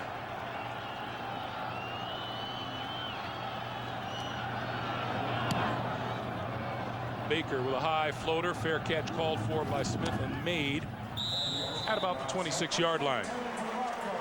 While we have a moment tonight on CBS when an FBI agent hides his star witness at his mom's house, there will be no peace on earth. Emmy winner Tyne Daly and Jamie Gertz star in Undercover Christmas tonight at 9, 8 Central on CBS. Happy New. I got to buy you a Christmas gift, don't I? Well, I don't have to. No, you don't have to. Yeah, that's right. Well, whatever it is, you can definitely count on it. It won't cost a whole lot. I already had it picked out, too. You did, 26 seconds left to play in the third quarter. Big spot here. Kansas City's defense. Time to take a chance. You got to get Denver's offense off the field and back out of rhythm. Plummer. What a fake. Going to go deep. Dropped inside the 45-yard line by Ashley Lilly. I saw this play in practice, and it looks just like it does here. Ashley Lilly is open down the field. He makes a good adjustment coming inside. He gets Eric Warfield and just doesn't bring it in. The difference was he caught everything in practice. Well, you know, too. But here's the problem, Greg, and Shannon Sharp pointed it out to us. Don't expect the guy late in the game to make a play if you haven't gotten him involved before then. Ashley Lilly has not been part of this offense. You can't say, now let's make the big play. This one straight ahead, Clinton Portis. And that will be the end of the third quarter. Do you agree? I agree with you. Yeah, get them involved. If you don't get them involved, don't expect them to make the big shot. We've come to the end of the third quarter. There's our score. Denver 31, Kansas City 21. We're back to Denver after this message and a word from your local station. You're watching the NFL on CBS.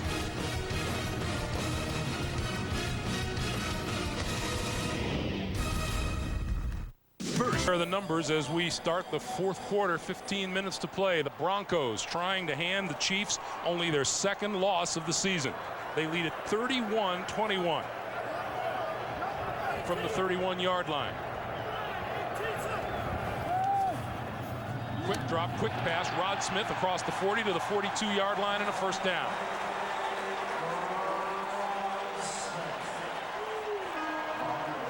Quite a few times today, Jake Plummer, 3rd and 5 yards. Excellent job by Rod Smith. Took his time, made a lot of fakes, and then when he makes that quick break, the timing is there, the throw is there, and they pick up a big first down. Smith to the sideline. Lilly and Charlie Adams are the wide receivers now.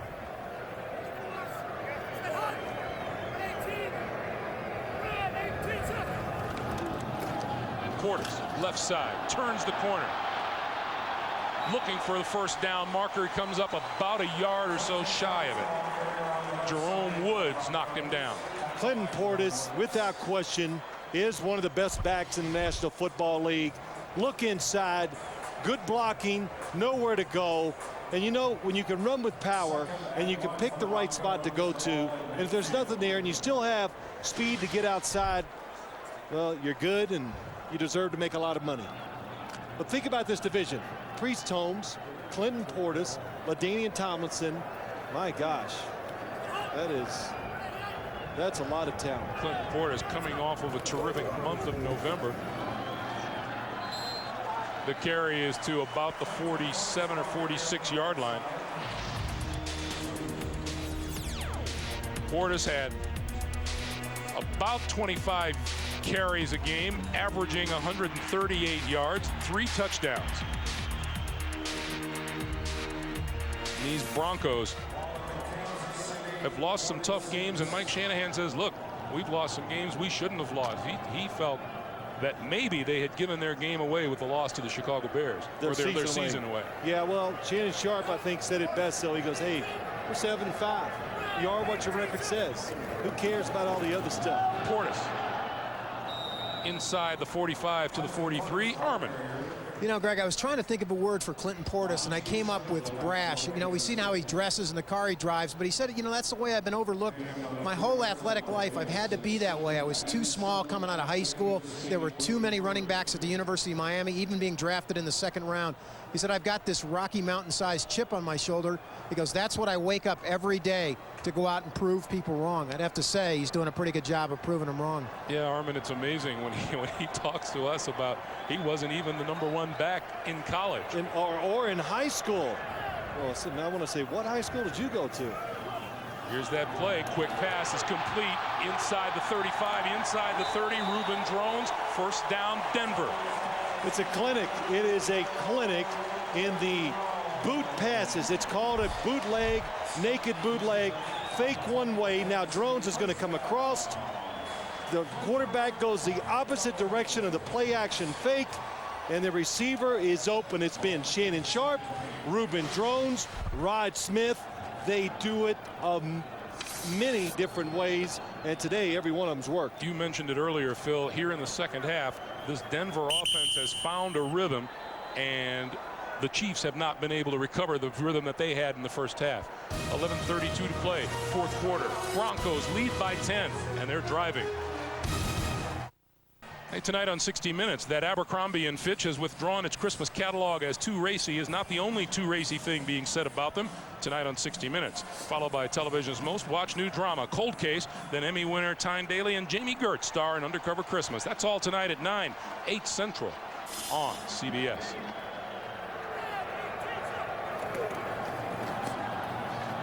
Once again, Clinton Portis, and he breaks free. 10, 5, touchdown.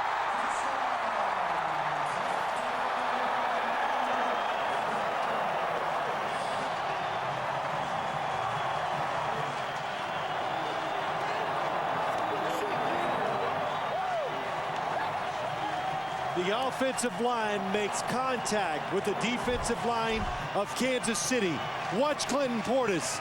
He's going right, cut back, then he waits to the last second. You saw the Kansas City defenders go to the ground. He has the talent with his feet to take advantage of what his eyes see, and it makes big runs. Clinton Portis, his 4th rushing touchdown. That is a career high for the second year back out of the University of Miami.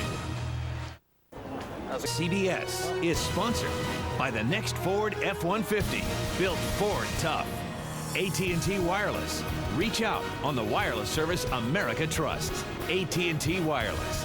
And by CDW, the right technology right away. They are alive and kicking in Invesco Field at Mile High. 74-yard drive. Clinton Portis gets the last 28. That was some job by him in that last play. Moore kicks. Dante Hall from the 4. 20, tripped up, forward to the 21-yard line. Willie Middlebrooks made the tackle. A picture of the AFC West. Hard to believe the Chiefs at 11-1. No playoff berth clinched as yet. Denver trying to stay alive in the hunt for the postseason. With a victory here would move to 8-5. And there is the brash Mr. Portis. We have a player down on the field, and we will check him out when we come back. Our NFL.com question of the week: which of the following players should be the AFC starting Pro Bowl quarterback? Not bad choices. Cast your vote at NFL.com. Reuben Drones walked off the field under his own power. And Kansas City now looking up from a 38-21 deficit.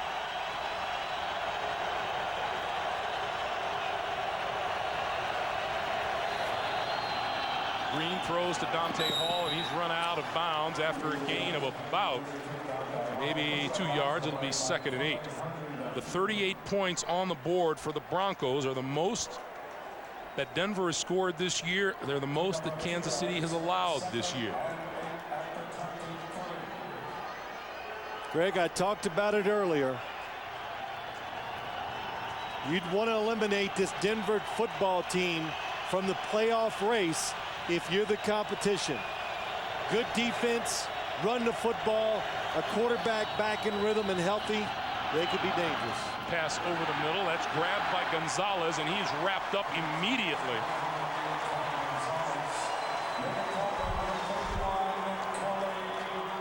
You're the defense. Just play pass all the way. Tony Gonzalez, the ball thrown behind him, reaches back, makes a nice catch.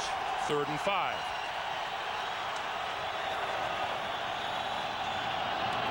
Oh, what a catch by Gonzalez across the 35 to the 37, and a first down, and again he reached back for a football. Dick Vermeil was talking about Tony Gonzalez once to us and just said he's a basketball player. He squares up, looks the ball in just like you would on a basketball court. He does not drop many because of that technique. Green going to go deep down the far sideline, pulled in by number 87, Eddie Kinnison, and that's a first down all the way down to the 33-yard line. Kinnison to the top of your screen against Lenny Walls. He just outruns him. Lenny Walls is guessing that he was going to make a cut at about 10 to 12 yards. He keeps running, and Trent Green makes a perfect throw. Coming up on 9.5 to play in the 4th quarter. First down, Kansas City at the Denver 33. Holmes. And Holmes cut down at the 32-yard line by Lenny Walls. And we have a late flag on the near side of the field.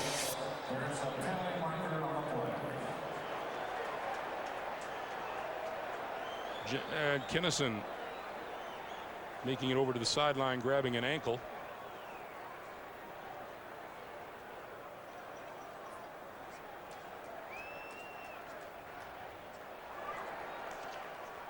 Personal foul against Kansas City.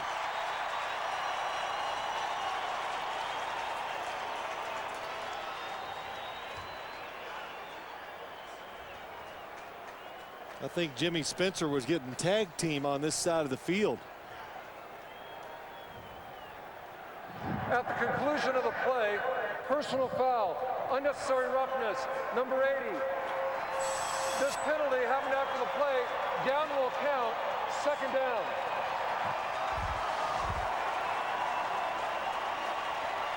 Johnny Morton going against Jimmy Spencer. Oh, boy. Oh. I'm saying, oh, boy, because he almost wiped out Tony Gonzalez, his own teammate. Now, Jimmy Spencer, in addition to being a backup cornerback, is an assistant coach for Mike Shanahan with the defensive backs.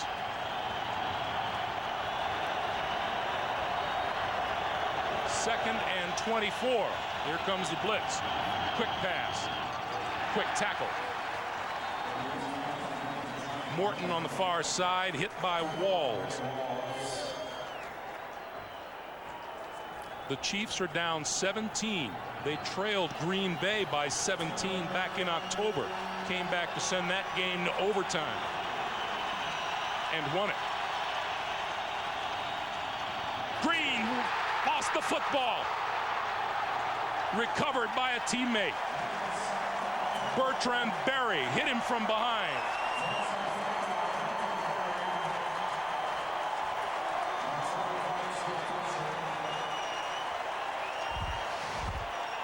Trent Green looking down the field, cannot find anybody open.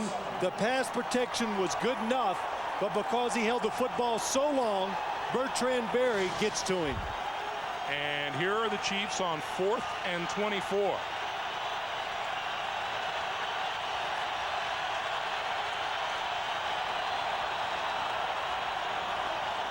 Blitz. Green got rid of it and overthrew his receiver, Morton. The ball will go over on down. Green is furious with the referee, Tony Correnti.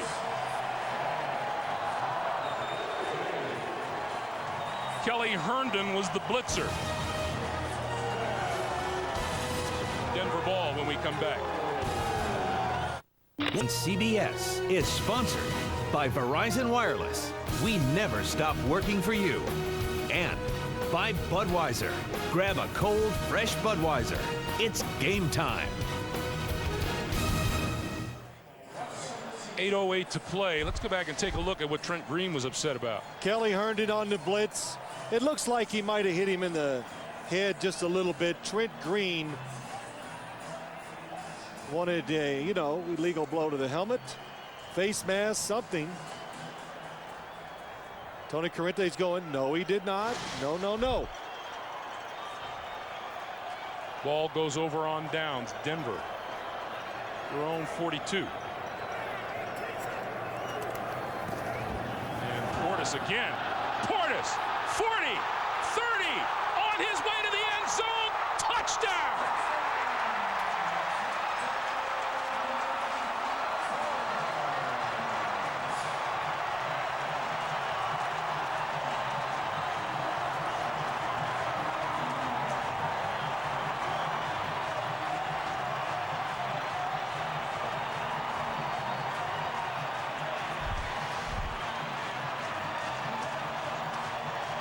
Clinton Portis is something special.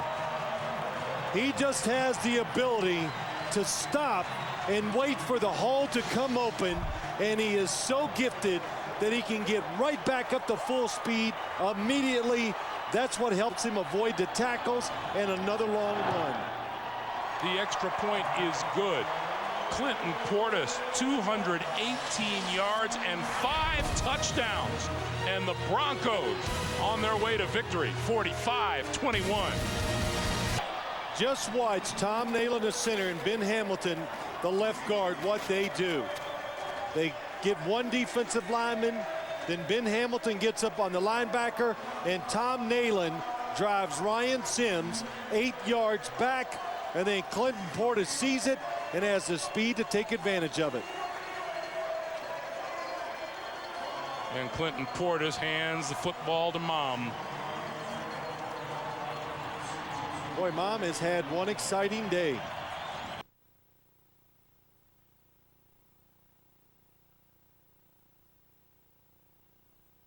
From the 6.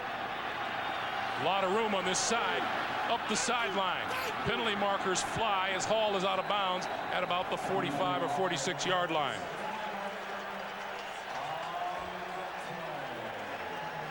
And it's going to be against Kansas City.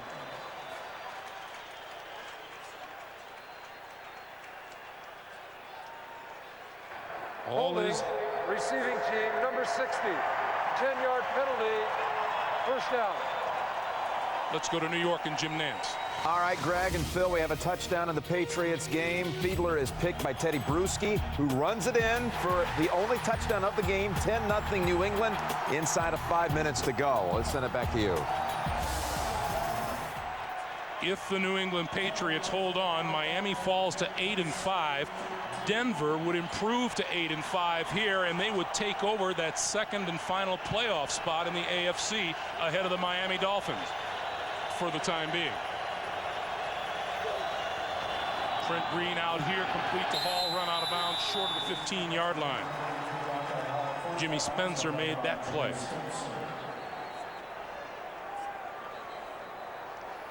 Boy, I'm just sitting here thinking about Clinton Portis, Greg. I know Kansas City has the football, but what an exhibition by him and the blocking by the offensive line. Clinton Portis, his last 2 carries, 81 yards and 2 touchdowns.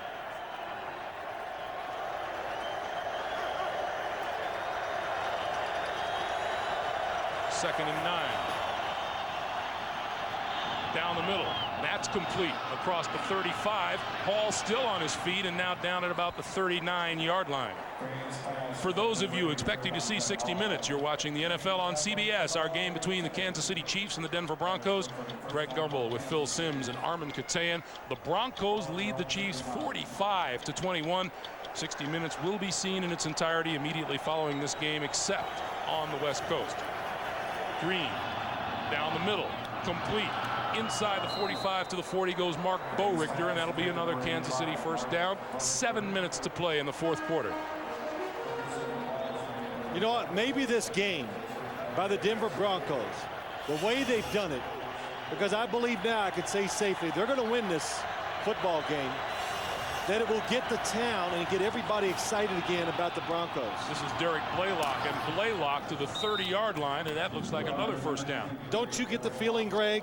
They're 7-5, and everywhere we walked, we go in the hotel, they're going, oh, well, nothing. They're 7-5. It's just no big deal. There are several teams around several cities around the NFL that are considered tough, and this is one of them. This is the remaining schedule that the Broncos are looking at, and those last two loom tough. very large indeed, at Indianapolis and at Green Bay. It is. Mike Shanahan, as he talked about his football team, he knows they're 7-5. Every week's a playoff game, but he goes, I like what we're doing. They're back in rhythm. They're healthy again on offense. Jake Plummer's been back a few weeks. Now he's practicing better. The defense it's consistent. We've overcome losing 2 of their special players at linebacker. And we're seeing a lot of that today, Greg, and last week. He has a lot to be optimistic about, and he made it as clear as could be in talking to us on Saturday morning. He said, we don't want to get away from our running game because the Chiefs haven't been very effective stopping the run. You think? Yeah, I think it worked out pretty well. Clinton Portis taking his pads off on the sideline. First down from the 30. Green going to go deep and overthrows everybody. Ryan McNeil was closest to the football. But you look at this Denver Broncos football team, and you saw it. Clinton Portis' stats for the day. 5 touchdowns, second most in the history of the game. That is, well, that's special. His mom has so many footballs, she could open up a sporting goods store. Every touchdown, she's collected them. One shy of the mark held by Gale Sayers, who had 6. Green throwing this way, it is incomplete. Kenoy Kennedy got one hand on it. And you talk about, again, just to go back to the schedule, they go 2 at Indianapolis and at Green Bay, and this is always kind of held true in the National Football League. When you play good defense and you run the football, you should travel well. It gives you a chance to go and compete in a hostile environment. It takes the crowd out of the game. It gives you a chance to establish that you're physical, and then when you do that, then you can open up and be more creative and make more plays. Green under pressure, throws complete to Hall, and Hall immediately grabbed by Herndon and wrestled out of bounds. At about the 23-yard line or so, forward progress looks like it'll be marked at the 22. Dante Hall is showing that he can be a really effective wide receiver. When he just lines up and runs down the field, he is so quick in making his cuts. It's hard for a defensive back to stay with him. 4th and 2. Going to hand it off. Derek Blaylock is going to go nowhere, and the ball goes over to the Broncos. Donnie Spragan was right there.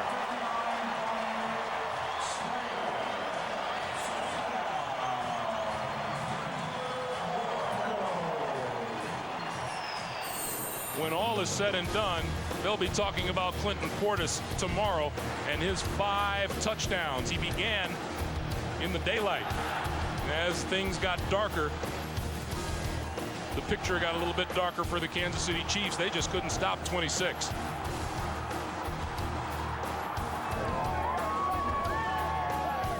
And that might have been the second football that Mom got today. Quentin Griffin is in the ball game as the running back now. He gets the handoff and spins out to the 30. As for what lies in store for the Kansas City Chiefs, they will slip to 11-2 on the season. And they have Detroit, Minnesota, and Chicago remaining, and 2 of those at home. So that gives them, you would classify that it's not a real difficult schedule, but who knows. But the Kansas City Chiefs, don't forget, this game's important to them. The following game's extremely important. They're trying to gain home field advantage. That game at Minnesota will be up there, and that'll be another noisy environment. Plummer on the move and will slide down at about the 38-yard line. Clock continues to move. 4:40 to play.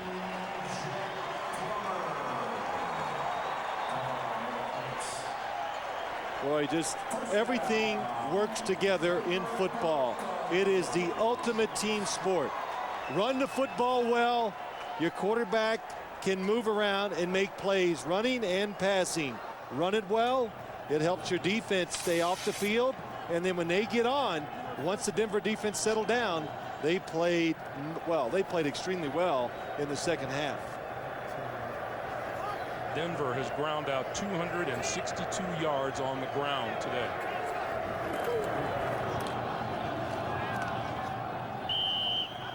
.263. Under 4 minutes to play. Well, they were third in the NFL in rushing coming into this game. That's probably a good chance they might move up to number 1.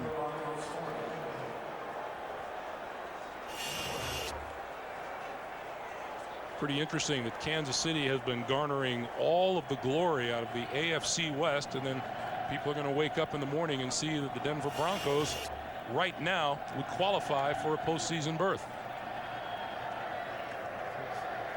But we got a long way to go, right? All of December. We do. 3 more weeks, and it's just amazing what it comes down to. Griffin. Look at it this way, Greg. I'm just off the top of my head because I could be wrong, but the New England Patriots 2 years ago were 7-5, and they just ran it out through the regular season and the playoffs and won the Super Bowl. So when you look at teams, don't just go, well, who's going to win this? It's going to be somebody that's got just a special record. A 7-5 team, somebody that's, or 8-4, whatever, that's not having that spectacular year so far, could turn it on. It could fall into place for them. They get hot and carry it on. Sure, the whole idea is to be in position to make a move right around Thanksgiving. Take it into December and play your best football. Griffin again. And that will probably take us to the 2-minute warning. Nope. Whistle on the field. You're wrong. Timeout. So Kansas City stops the clock with 2:21 to play. It's their second timeout used here in the second half. Gives us a chance to tell you Survivor Week kicks off Thursday with an all-new episode. The women have the numbers, but do they have a plan to beat the boys? And then 1 week from tonight, it's the surprising season finale you can't miss. Survivor Week begins Thursday, followed by the season finale next Sunday on CBS. You know, let's look at it from the Kansas City side. You know, they'll be quiet this coming week. They're going to work hard. You know, whatever, if they were holding themselves in too high esteem, well, that's going to come down. And maybe it could be a blessing in disguise for the football team. This will make them refocus, re-energize, and try to accomplish what they've set out to do. You got to figure that man will put this loss to good use, won't he? Well, I'm sure he will. I know one thing. They're going to work hard this week. Well, that's a Dick Vermeil practice session anyway. It's part of life. It served them well, though. Micah Noor to kick it to Dante Hall.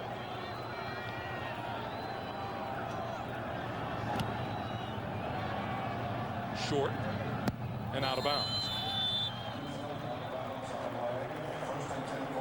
And that ball will be placed at the 25-yard line. That's a 28-yard kick.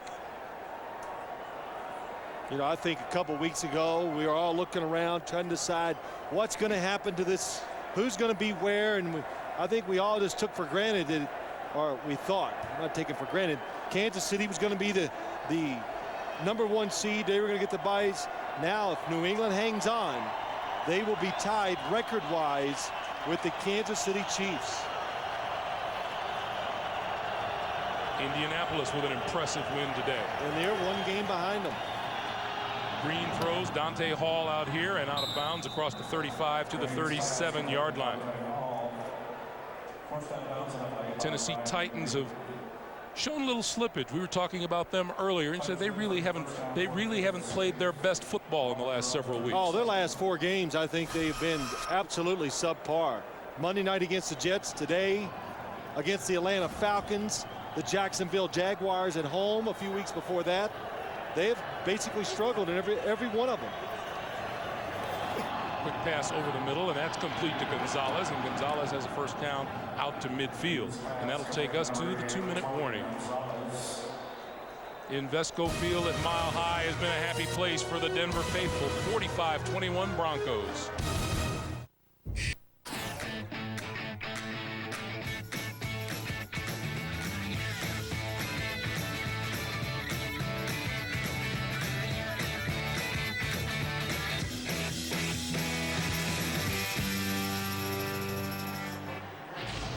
It has been a Denver kind of day, and Clinton Portis wearing some sort of a championship belt. He deserves it, the kind of game he's had. Down the middle, Gonzalez to the 20 to 19-yard line, and a first down. Well, that was some throw and catch. And now Shannon Sharp putting the belt on. Of course, the hat makes the outfit. Oh, yeah. You know, I got to tell you what, this guy's got some energy, some life. Fun to talk to, fun to watch practice. He loves the game of football. That pass over the middle to Blaylock to the 13-yard line. You know, we talked to Shannon Sharp on Friday, and Greg, you said it. He thought he'd play maybe 2 years, and Les Steckel, now an assistant coach up in Buffalo, was here, and he said, son, you're going to play a long time. And he just said, because you love everything. You love the practice. And Shannon Sharp even admits even now. Pass is caught inside the 5-yard line at the 3 by Johnny Morton. That even now, after all these years, he still loves to go out and practice, and that says it all about him. He has fun. And he works hard. I'm glad there's only one of those hats. Blaylock. And Blaylock dragged down, and Trent Green calls a timeout, stops the clock with 43 seconds to play. Let's check in with Jim Nantz at the NFL Today in New York. All right, they're starting to walk off the field at New England. The Patriots have won the AFC East. They add 2 points here in the final minute. And 15 seconds with a safety, a sack of Fiedler, a 12-0 Patriot victory to win the East. And they currently take over the top seed position in the AFC. Let's go back to you, Greg and Phil. All right, Jim, you know, we talked about those tough towns, and sometimes they're tough on their teams. How about when those Miami Dolphins return down to the South Florida area and that whole bugaboo about playing ball and playing winning football in December begins? Well, you know, I always get this theory. It's hard for a team in the South to go north and win, especially when the team they're playing is really, really good. You know, that has something to do with it. You know, too, just as we watch Trent Green, the offense, try to score at the game, Shannon Sharp, Greg, too, we talked to him. His views on football and the league and what's going on and it's the best of any player that I've ever talked to. He is in tune with everything. Trent Green throwing over the middle, incomplete, and the marker is down. Kinnison was the intended receiver, and Kelly Herndon was defending. Trent Green, by the way, has, maybe quietly or not so quietly, put up 397 passing yards here today.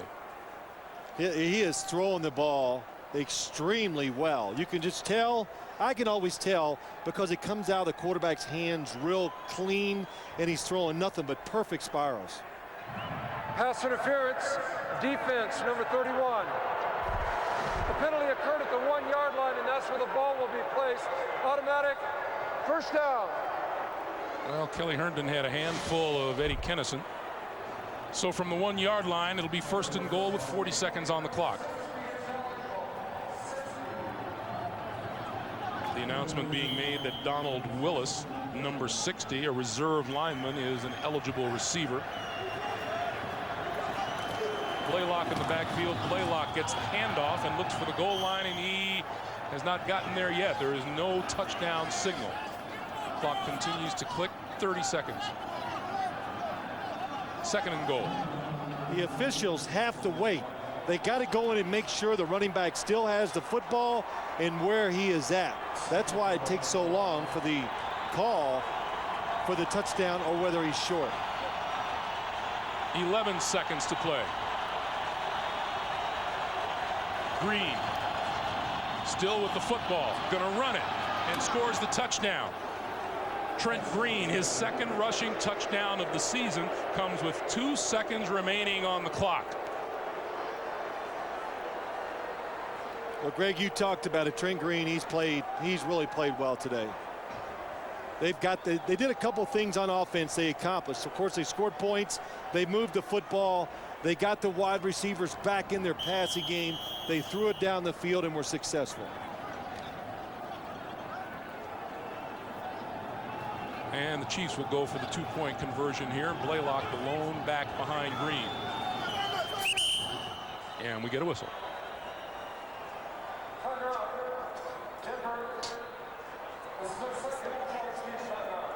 So the Broncos call a timeout, their second, and we'll remind you tonight on 60 Minutes that Abercrombie & Fitch has withdrawn its Christmas catalog as too racy is not the only too racy thing being said about him. Tonight on 60 Minutes, followed by television's most watched new drama, Cold Case. Then Emmy winner Tyne Daly and Jamie Gertz star in Undercover Christmas. That's the lineup tonight here on CBS. But see, I know what you're thinking, right? You're thinking, why did Denver call a timeout? It crossed my mind. Yeah. Well, you know what? I'm thinking the same thing.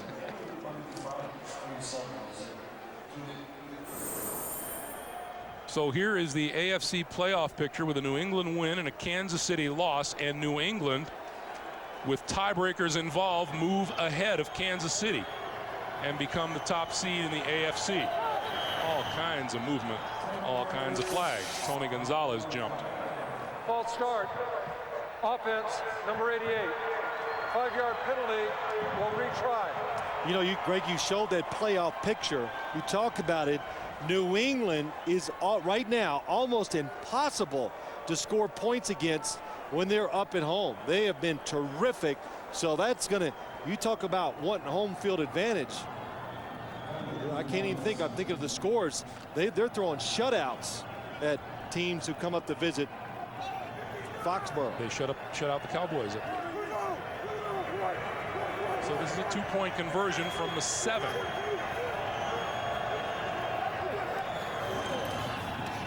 And Green throws, and that is incomplete at the 5-yard line. Dante Hall takes exception to the way he was hit by Kelly Herndon.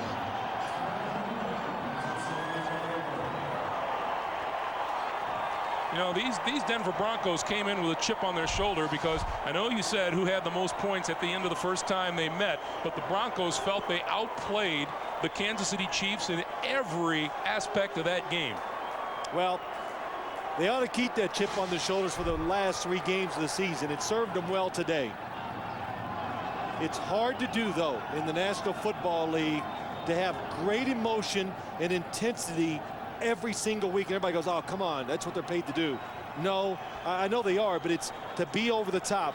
That's what they were today. It helped carry them, making some extra plays, and that's why they're winning the game. Well, this was going to be a fierce battle between 2 old rivals in the division anyway. Eddie Kennison's contributions with his statements to the press didn't help matters any. Yeah, I'll tell you what, that's what's good about the AFC West. They, basically, all the teams have this built-in hatred for each other. So when you do a game out here, you don't have to worry about, you know, emotions and what the one team says about the other. You know it's going to be fierce on the field just because history, they've built up all these rivalries and they continue to carry them on. You talk to these Broncos and they say, oh, well, we hate the Chiefs. You go, what about the Raiders? Oh, we hate them too. That's good. Makes the games more fun. It makes the week preparing to play the game exciting and more fun for the players too. Denver has piled up 977 total yards in their 2 games against the Chiefs. Everybody up for the Broncos with the exception of 1 man deep, and that's Rod Smith. Just 2 ticks left on the clock.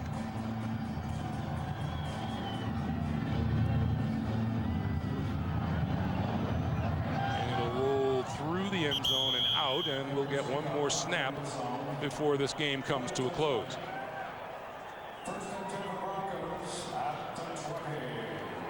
Jake Plummer will move to his record as a starter for the Denver Broncos to 7-2. And Clinton Portis still wearing the heavyweight champion of the world belt. I'd like to know what that is. Oh, I was just informed it's a wrestling belt. Well, that doesn't mean it's not worth anything then. If it's a wrestling belt, it can't stand for much. Oh, jeez. He ought to be able to get a better belt than that for a guy who just scored 5 touchdowns. When he wears it, it stands for a lot of things, Greg. It stands for, I just had one heck of a game.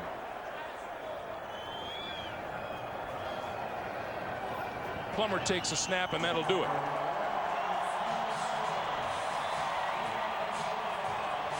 This is our schedule tonight on 60 Minutes, followed by Cold Case, and then our CBS Sunday movie, Undercover Christmas. We thank you for joining us, everyone. For Phil Simms and Armin Katayan, I'm Greg Gumbel. So long from Invesco Field at Mile High in Denver. Our final score, the Broncos 45, the Chiefs 27. You've been watching the NFL on CBS.